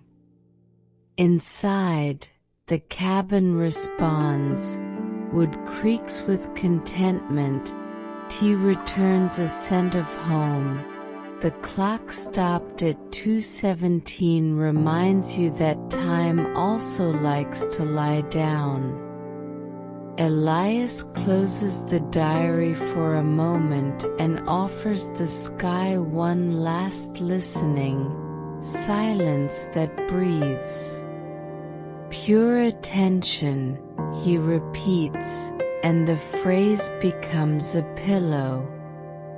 If any unease asks for a stage, he offers an empty audience. If it asks for a speech, he offers a sigh. The night understands, anxiety finds nowhere to perform. When he rises, the sky's blanket lowers a little further, like a blessing. Elias returns to the cabin with the feeling of having been seen gently, not watched, seen the way you receive a dear visitor. He writes a conclusion in the margin, small so it fits any hour. If I give attention, the night gives back rest. Keep this as a password. When you repeat it, the body recognizes the way home. Pillow, blanket, eyelids, and a sky that, inside you, keeps dancing slowly until sleep arrives whole, present, and sufficient. The page finally reveals what had been whispering behind the others. At 2:17, Elias learned to remain in silence for a full minute, expecting nothing. It isn't a trick or a grand promise. It's a simple agreement with time. For 60 seconds, don't seek, don't measure, don't decide. He writes in the diary, with handwriting that seems to rest on the paper. When I stopped searching for north, I found rest. The clock stopped, but I went on. And to go on, here, means to exist gently, like a small flame that doesn't go out because it doesn't need to burn high. He describes the ritual without adornment. First, he arranges his body so the spine feels supported. Then he lets the breath choose its own size. 4 to inhale, 2 to hold, 6 to release. At the start of the minute, a small urge to fill the space appears. The mind offers maps, lists, thoughts with flashy covers. Elias smiles inwardly and returns them to the shelf, later. The 2:17 minute is a room without furniture, ready for the body to rest without tripping over anything. At second 10, he notices the shoulders giving a little. At second 20, he feels the pleasant weight of the head touching an air pillow. At second 30, it's as if the eyelids became denser, not heavy with tiredness, but with presence. At second 40, the chest finds rhythm. At second 50, a warm clarity spreads through the chest. And when the minute ends, nothing grand happens, and that is precisely why everything improves. The body has learned the password, and sleep begins arriving by the shortest path. The clock stopped, but I went on. Elias notes that the clock, halted at 2:17, became a reminder that to pause is not to lose, it is to allow. Allow the silence to do the work that thought, exhausted, can no longer manage. Allow the night to reorganize within what haste has shuffled outside. Allow deep sleep to find its passage without obstacles. That's why he doesn't try to fix the hand. He leaves it as a sign planted in the middle of the room, a gentle lighthouse saying, "You may stay now." For anyone who wants to repeat it, Elias suggests 3 discrete supports, almost invisible, fit for any bedtime story. Body anchor. Feel 2 points of contact, neck and shoulders, or back and mattress. Recognizing support calms. Air anchor. Count 1 4 2 6 cycle without hurry. If you lose count, smile and begin again. Calm, not numbers, is what counts. Word anchor.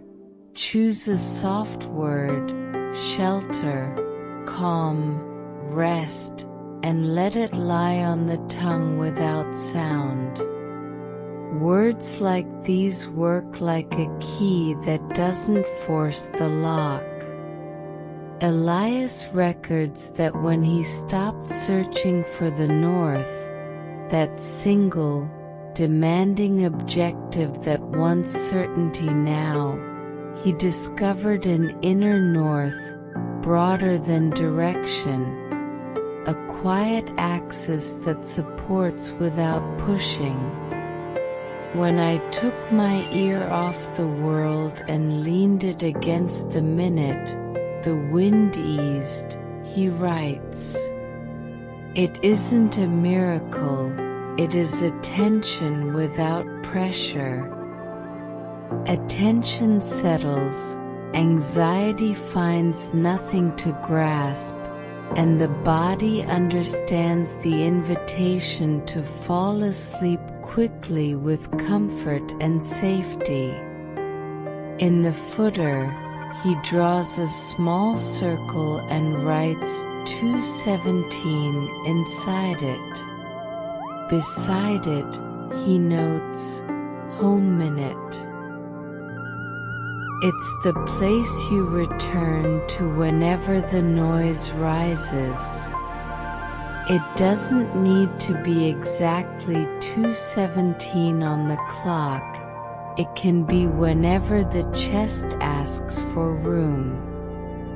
The symbol matters less than the experience, a full minute of non-expecting. Each night, that minute grows softer, like a blanket learning the body's shape. And when you close your eyes, it already arrives ready, at the right temperature. If a thought insists on talking, Elias recommends treating it like a courteous visitor. Offer a chair, a glass of water, and say the conversation will be tomorrow, in daylight. Tonight, the minute is for staying. If the body seeks an adjustment, allow it, a shoulder that drops, a knee that finds its place, the tongue resting on the roof of the mouth. If curiosity asks, why does it work? Answer simply, because I demanded nothing.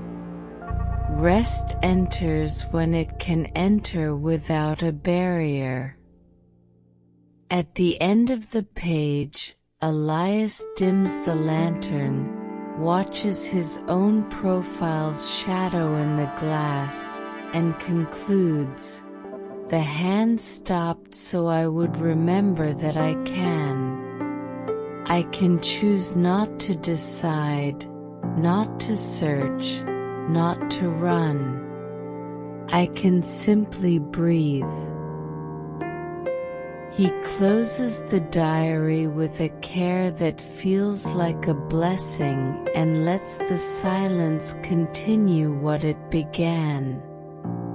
The clock remains motionless, and yet everything moves to the right place, blanket over the body, eyelids like closing wings, mind folded with delicacy, the whole room in rest mode. Now it's your turn to try this home minute.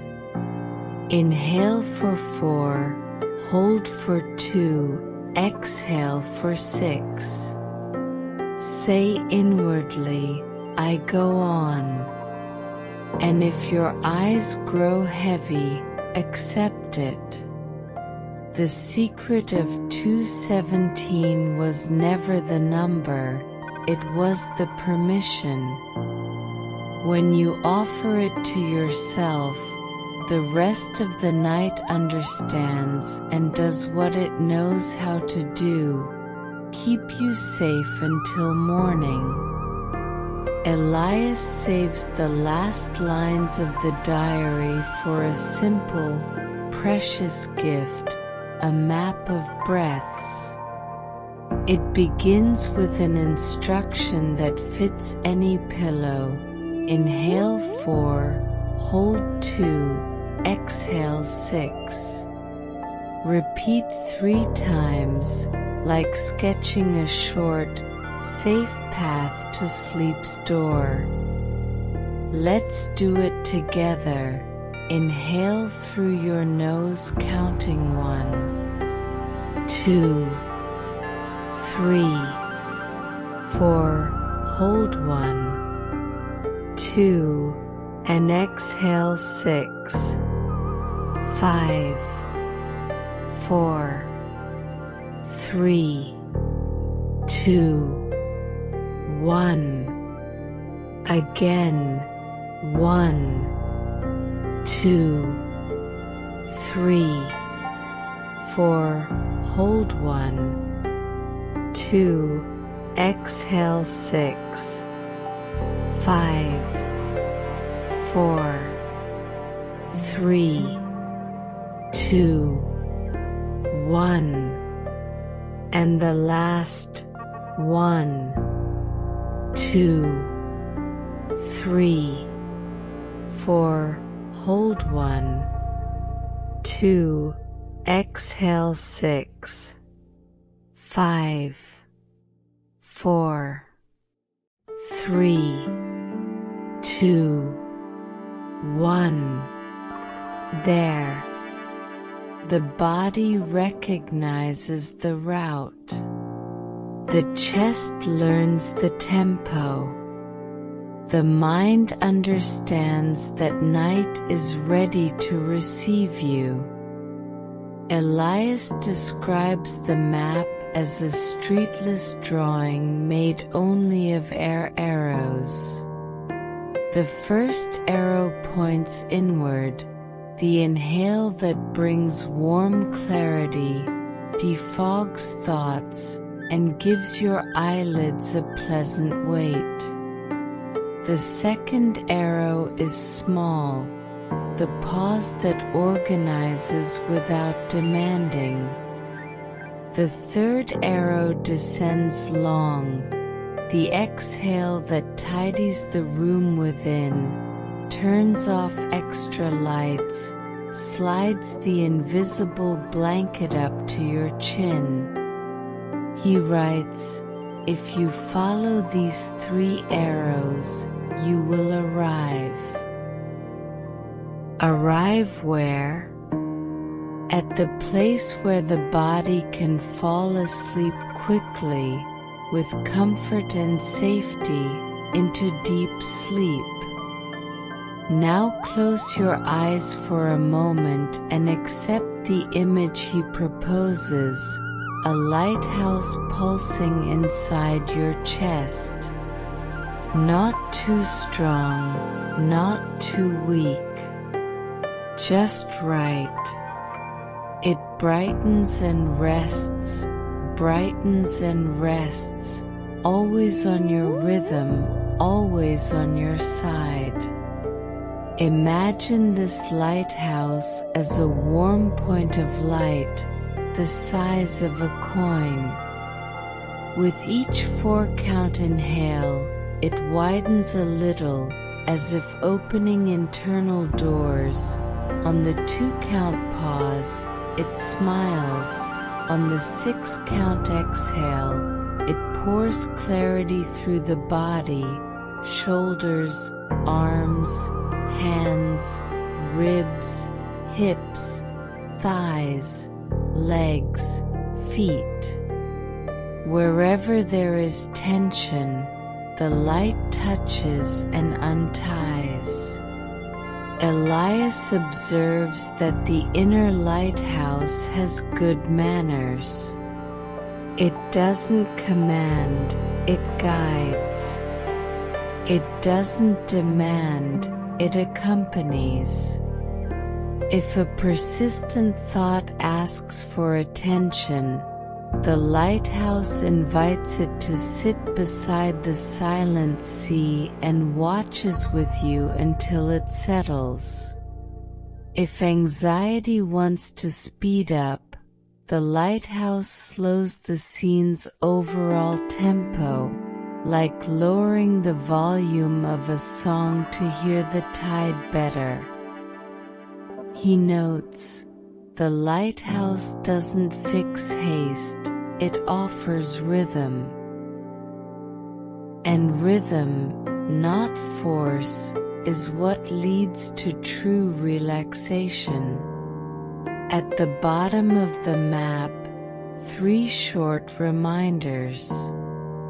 Resting posture, let your back and the mattress converse. Adjust shoulders, release your jaw, rest your tongue on the roof of your mouth. Comfort is the lighthouse's terrain. Blanket words, choose a soft word, shelter, calm, coziness, and let it rest inside while you breathe 4, 2, 6. Warm words keep the light in place.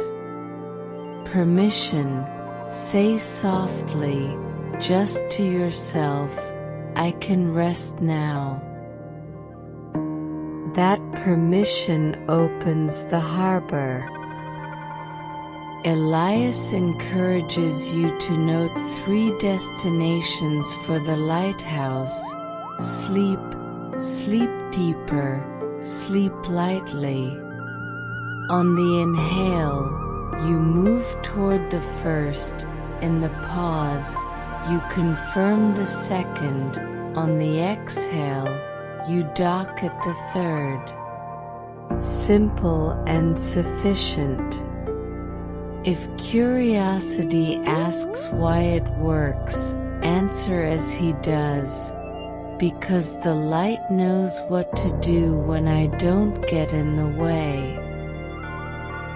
Night understands this kind of humor. The body does too.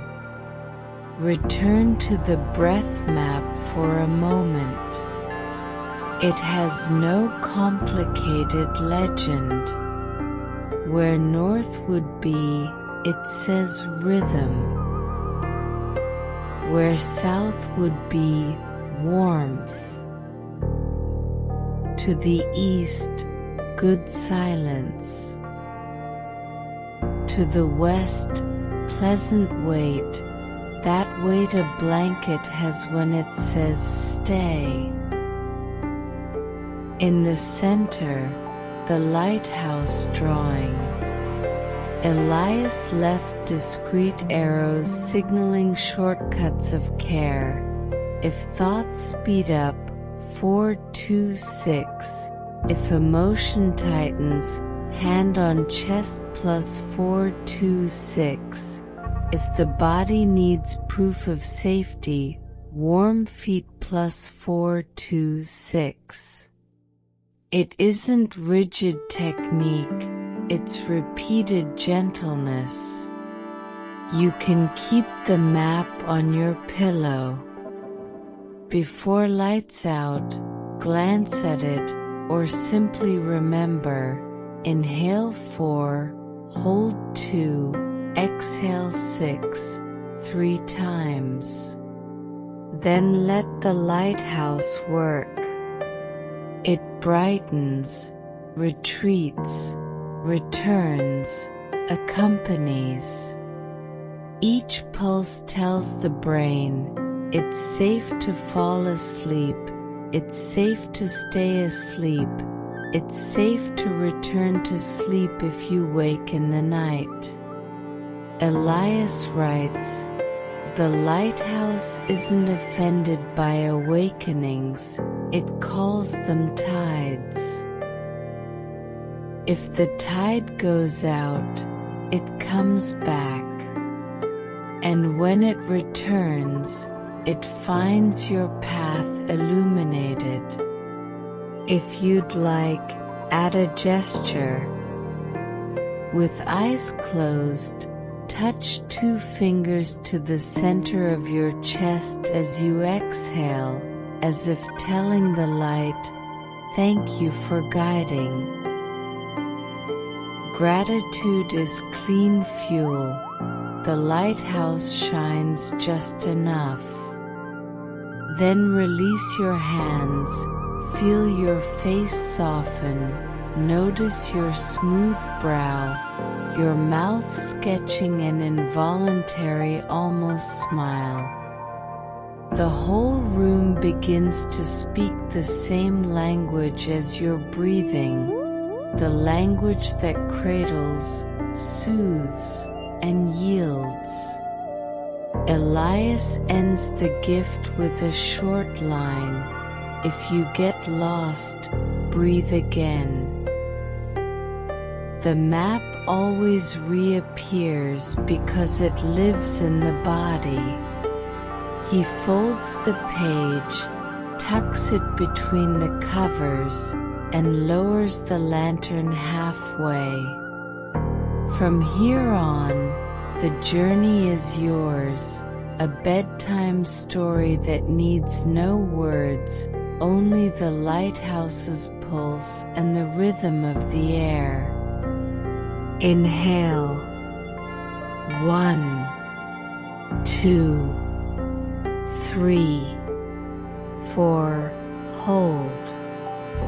1, 2. Exhale. 6, 5, 4, 3, 2, 1. If your eyes grow heavy, accept it. If they grow heavy only a little later, accept that too. The lighthouse is lit, calm, steady, guiding you to deep sleep, safe and gentle. And when consciousness begins to loosen, let the last image be simple, a point of light breathing in the dark, and you sailing toward morning, at peace with your time.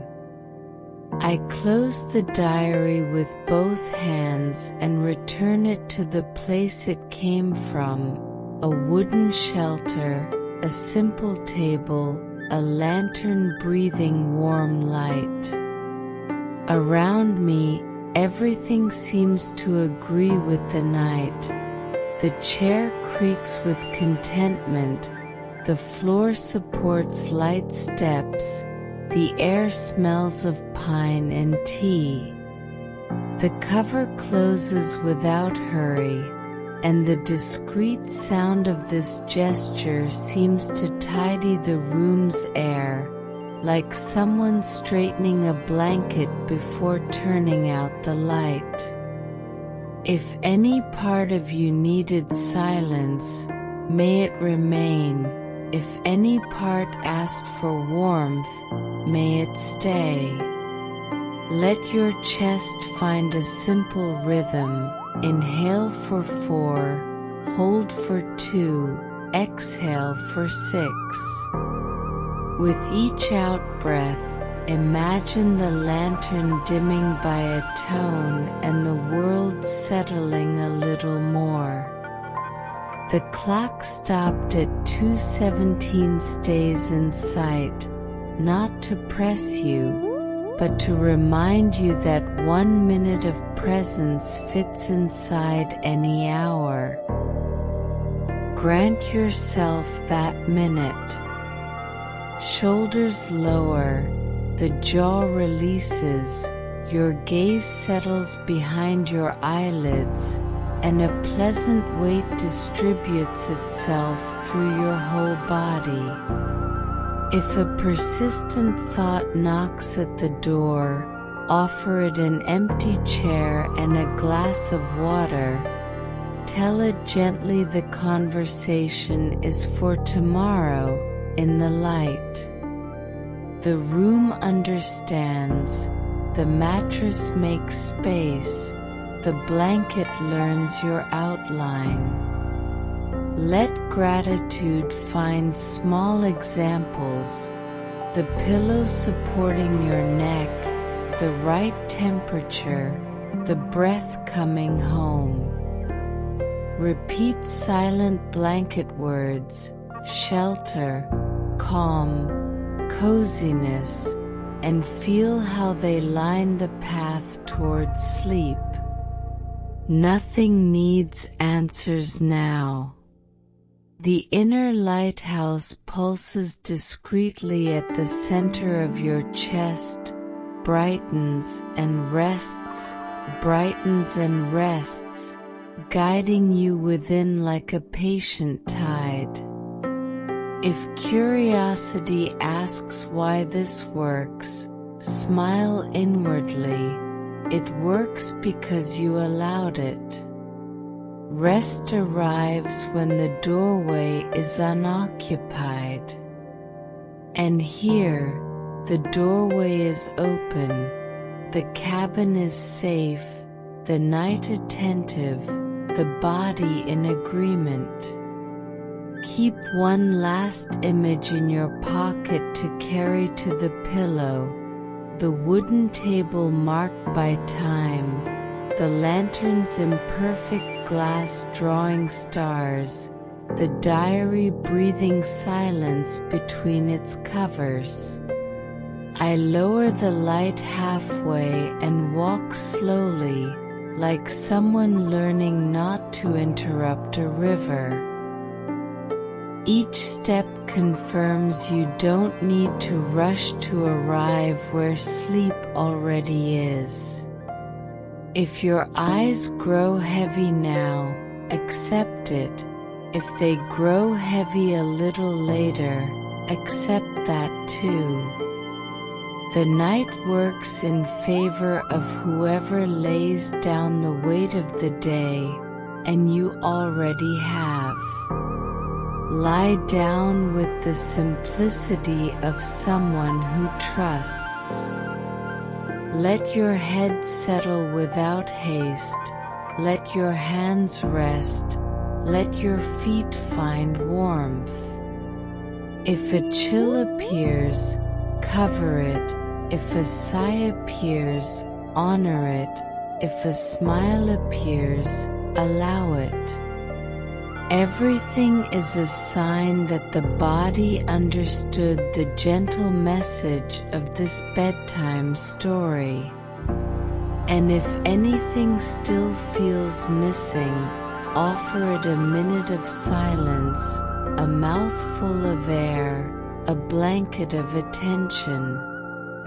Breathe again, 4 to enter, 2 to keep, 6 to release. You don't need to supervise sleep, it finds you when the inner hands say it's time. So I return the diary to its place on the shelf that smells of home and travel. The worn leather meets the wood, the dust settles, the lantern withdraws. I say softly, "Good night." May silence remain exactly where you need it. May warmth remain exactly where your body asks for it. May peace, without spectacle, occupy the cracks like a friendly wind. And when consciousness begins to unravel in waves, may each wave be an invitation to go a little deeper, a little lighter, a little more your own. Tomorrow, the world waits. For now, you can simply close your eyes and let the night do what it knows how to do, keep you safe until morning. Before sleeping, confirm to your heart what it loves to hear: it's okay to rest. You don't fall behind when you stop, you return to yourself. If a house noise appears, a pipe settling, a door adjusting, a distant car, let every sound be adopted by the night like gentle offspring, distributed around the room until it becomes part of the background. Imagine a dark, soft cloth being spread over the furniture and, beneath it, every object finding rest: books, mugs, boots, maps. Your thoughts are objects too. They can be covered with the same cloth and rest with dignity. When you notice the mind trying to lift the covering, offer it the familiar count: inhale, hold, exhale. 3 rounds are enough to remind the body that there is a simple route, like discreet arrows on a safe road. On this road there is no haste, and the destination has a short name: sleep. Sleep without goals, like someone arriving at a garden at dawn and deciding only to feel the scent. Sleep without proofs, like someone who knows that mere presence is already enough. If memory brings some scene from the day, welcome it, give thanks, let it drift onward like a light boat on a river that follows its course. You are the riverbank that allows the flow to happen. From time to time, look again at the inner lighthouse and confirm: it still pulses, it still guides. If you lose sight of it, there is no loss, just remember the map of breaths. Sometimes the shortest path to sleep is a 2-degree curve, sometimes it's a 1-minute pause, sometimes it is only a gesture of permission. Permission is the word that opens the door with the greatest delicacy.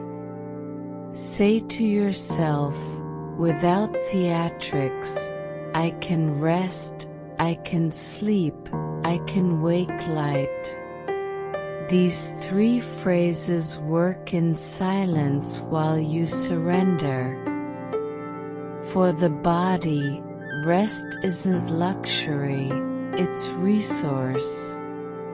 When breathing organizes the beat, the heart is thankful, the muscles loosen, the skin trusts, the eyes understand the message, and the brain, like a patient librarian, turns off the lights of the main hallway. Only safety lanterns remain lit. They are enough to bring you back from sleep if needed, not enough to hinder the crossing. If a midnight waking arrives, receive it like a tide. It went, it came, it will again. In awakenings like this, don't count clocks, count care. Turn to the other side, adjust the pillow, take a sip of water, rest your hand over your chest and breathe 4, 2, 6. You'll return to the gentle shoreline before the last count finishes. Meanwhile, the cabin stands upright in your imagination, keeping the diary, the clock, the lantern, and the space you chose to call shelter. This place doesn't vanish in the morning, it only opens the windows and becomes daylight. On waking, you'll know you were there because a new tranquility remains behind your eyes, as if you had found a note of encouragement in your pocket. You might not remember the exact words, but you'll remember the feeling, your whole body saying a small, sincere yes. That yes is the gift the night prepares when it isn't hurried.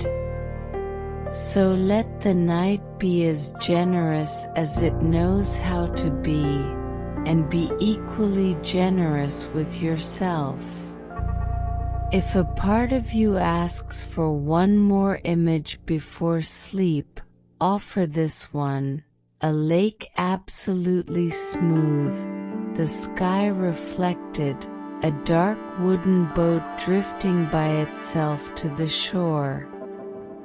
On the boat's bench, a blanket folds in silence.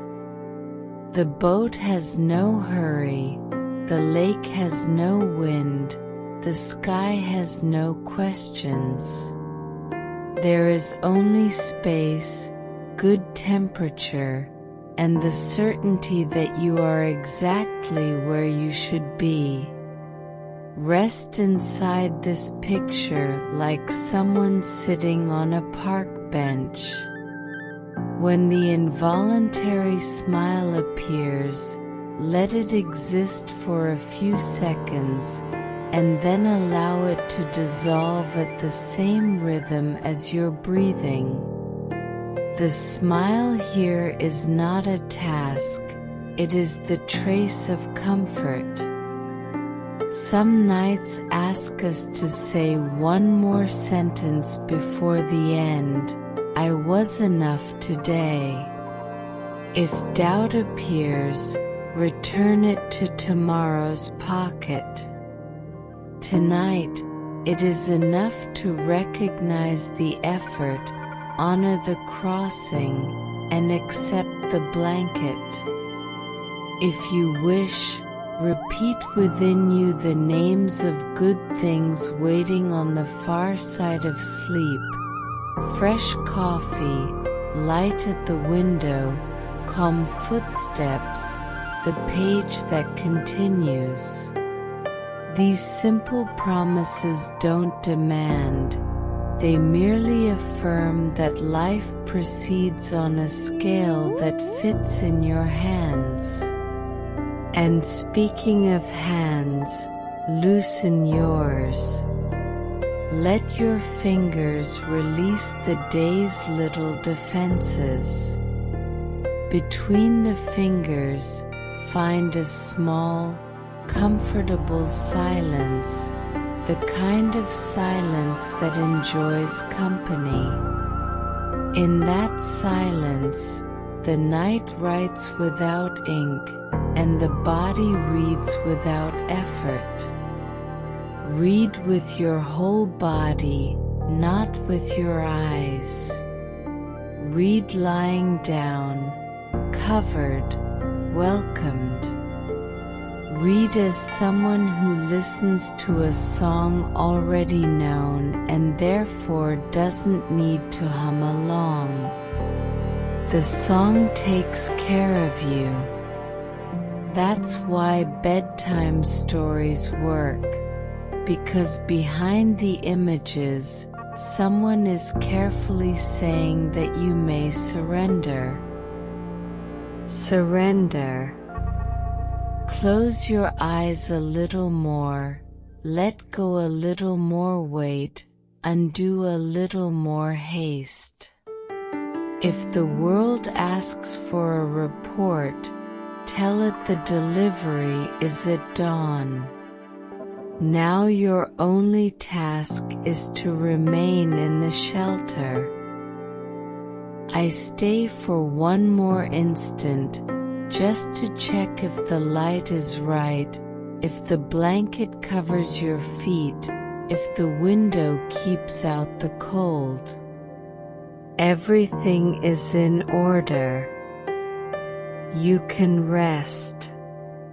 I leave the lantern almost out, the diary on the shelf, the chair tucked in, the clock stopped at the center of the scene.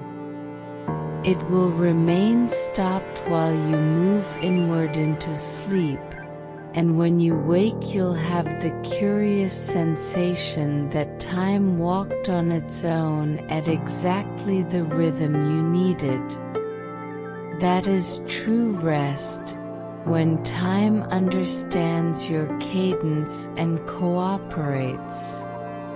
And if a tear comes, of tiredness, relief, or small joy, don't hold it back, it also knows the way home. The tear is only water finding an exit, like snow becoming a quiet stream. After it, there is a space where air circulates better. That space is yours. Now, yes, I turn the lantern fully down, pull the door to, and leave the room entrusted to the silent agreement between you and the night. Sleep in peace. Sleep your way. Sleep in your time. And if, by chance, you hear, far off, a lighthouse pulsing slowly, know it is yours, it remains, it cares. Good night.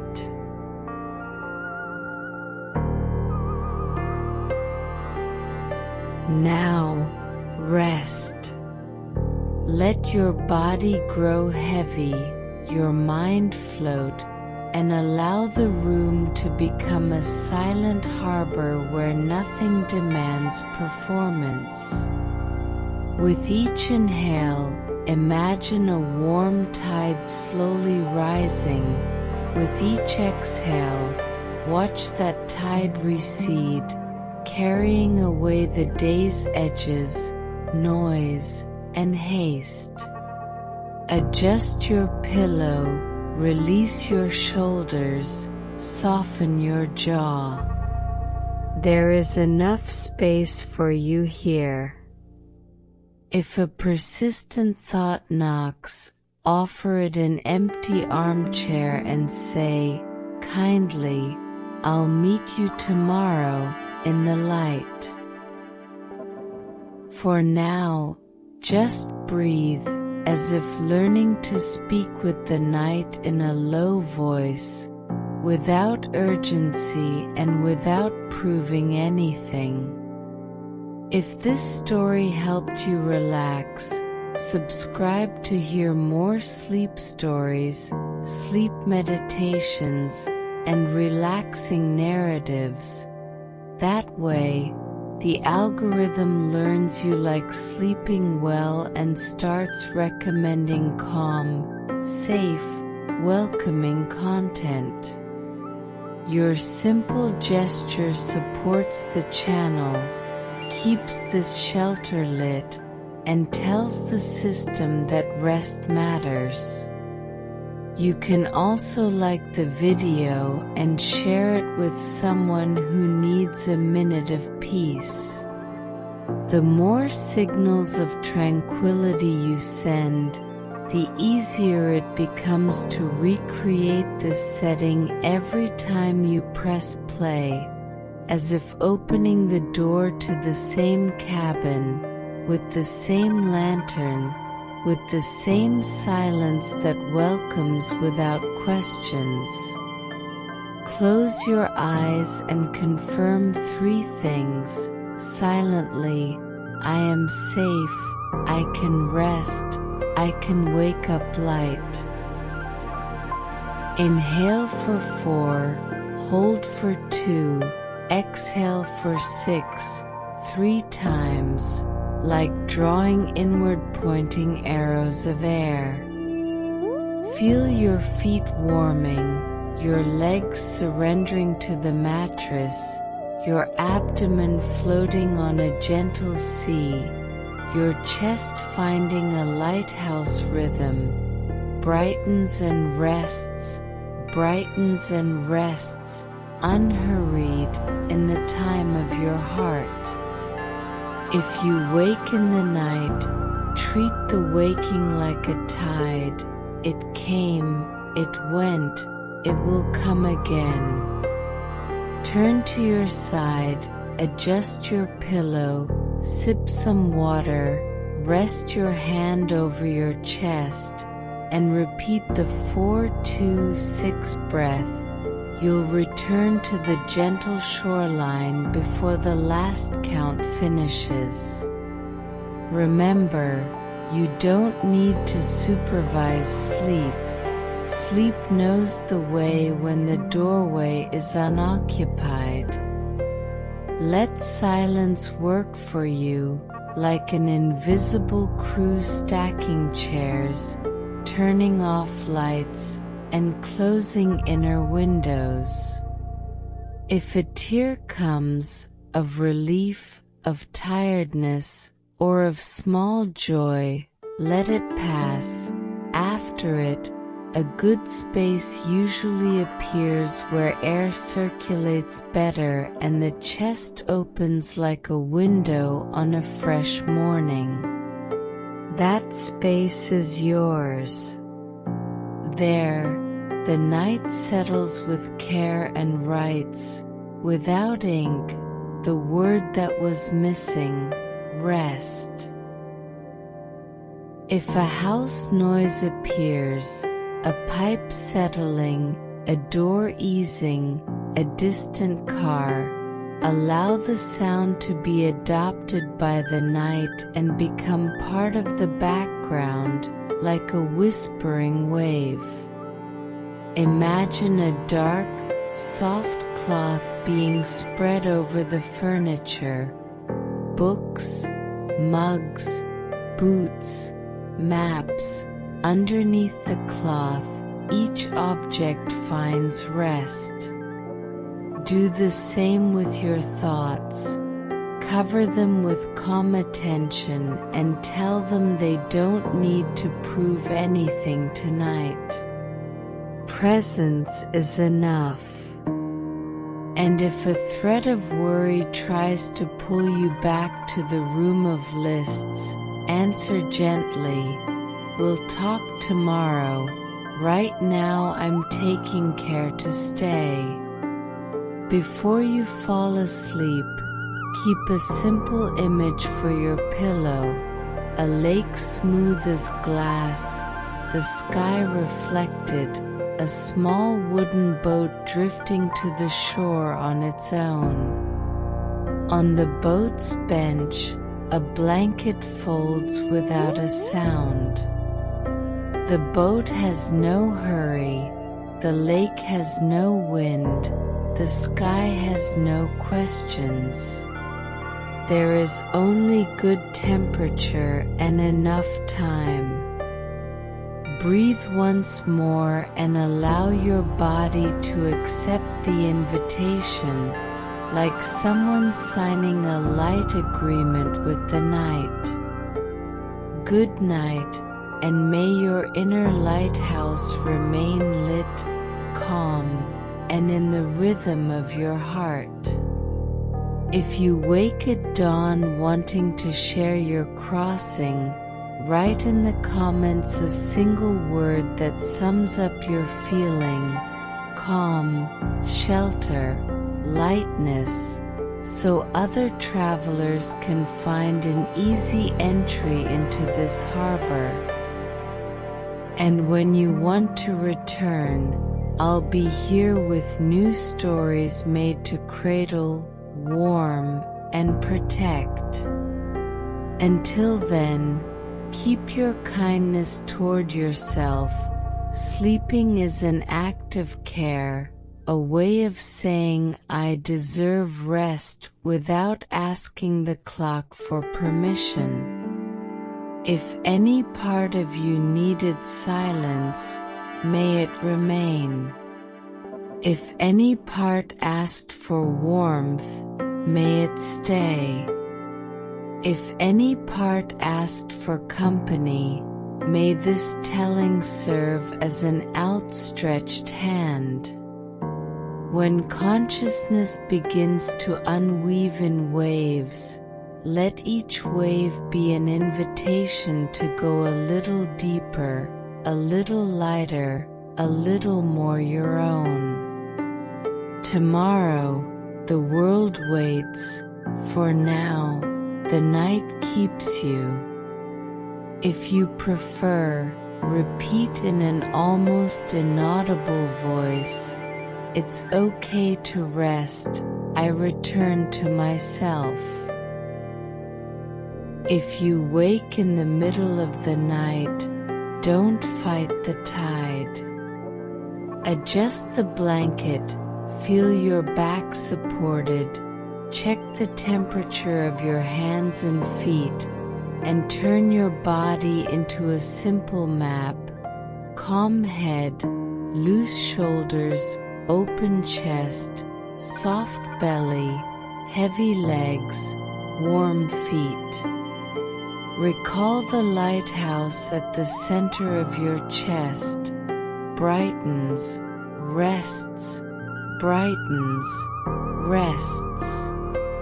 Let each pulse tell your brain, gently, it's safe to stay, it's safe to return to sleep, it's safe to trust.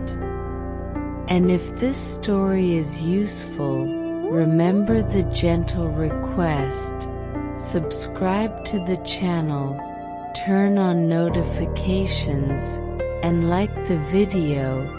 That trio of signals teaches the algorithm that this content is welcome and helps other people find a gentle path to their pillow. Sharing is also an act of care. Sometimes a link sent at the right time becomes the pause someone needed. Thank you for being here, for breathing with me, for turning minutes of listening into shelter. May your night be simple and sufficient. May your morning find you hand in hand with yourself. And may you remember, between one day and the next, that resting is not desertion, it is a return to your axis. Now, rest. Let your body grow heavy, your mind float, and allow your inner lighthouse to remain lit, calm, and steady, guiding you toward deep sleep. If the tide recedes, it returns. If the wind changes, it softens. If the clock pauses you inside for a minute of silence, savor that minute like resting your head on the shoulder of time. Good night, and see you soon. Just one last detail to take with you. When you wake, before looking at a screen, notice a gentle morning sound. Maybe birds, maybe the silence, maybe water filling the kettle. Say softly, "Thank you, body, thank you, time." Wiggle your toes, stretch as if opening windows, and allow the memory of this night to settle behind your eyes like discreet light. If you dream, treat your dreams with respect and lightness. If you don't, treat the emptiness like a clean shelf ready to receive what matters. During the day, if haste returns, remember the small 217 agreement. a whole minute without demanding anything.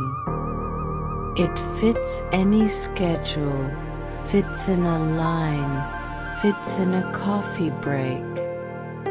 Breathe 4, 2, 6 once, again, and once more, and watch the rough edge of thought round off. You don't need to be perfect, you need to be present. Presence is rehearsed in the simplest things: water, air, slow steps, few words, a smile that doesn't need to be seen to exist. When night comes again, the cabin will be in the same imagined place, with the table, the lantern, and the diary waiting for you. I'll be here too, to open another page, to listen to another silence, and to remember that resting is an old rite, renewed at every sunset.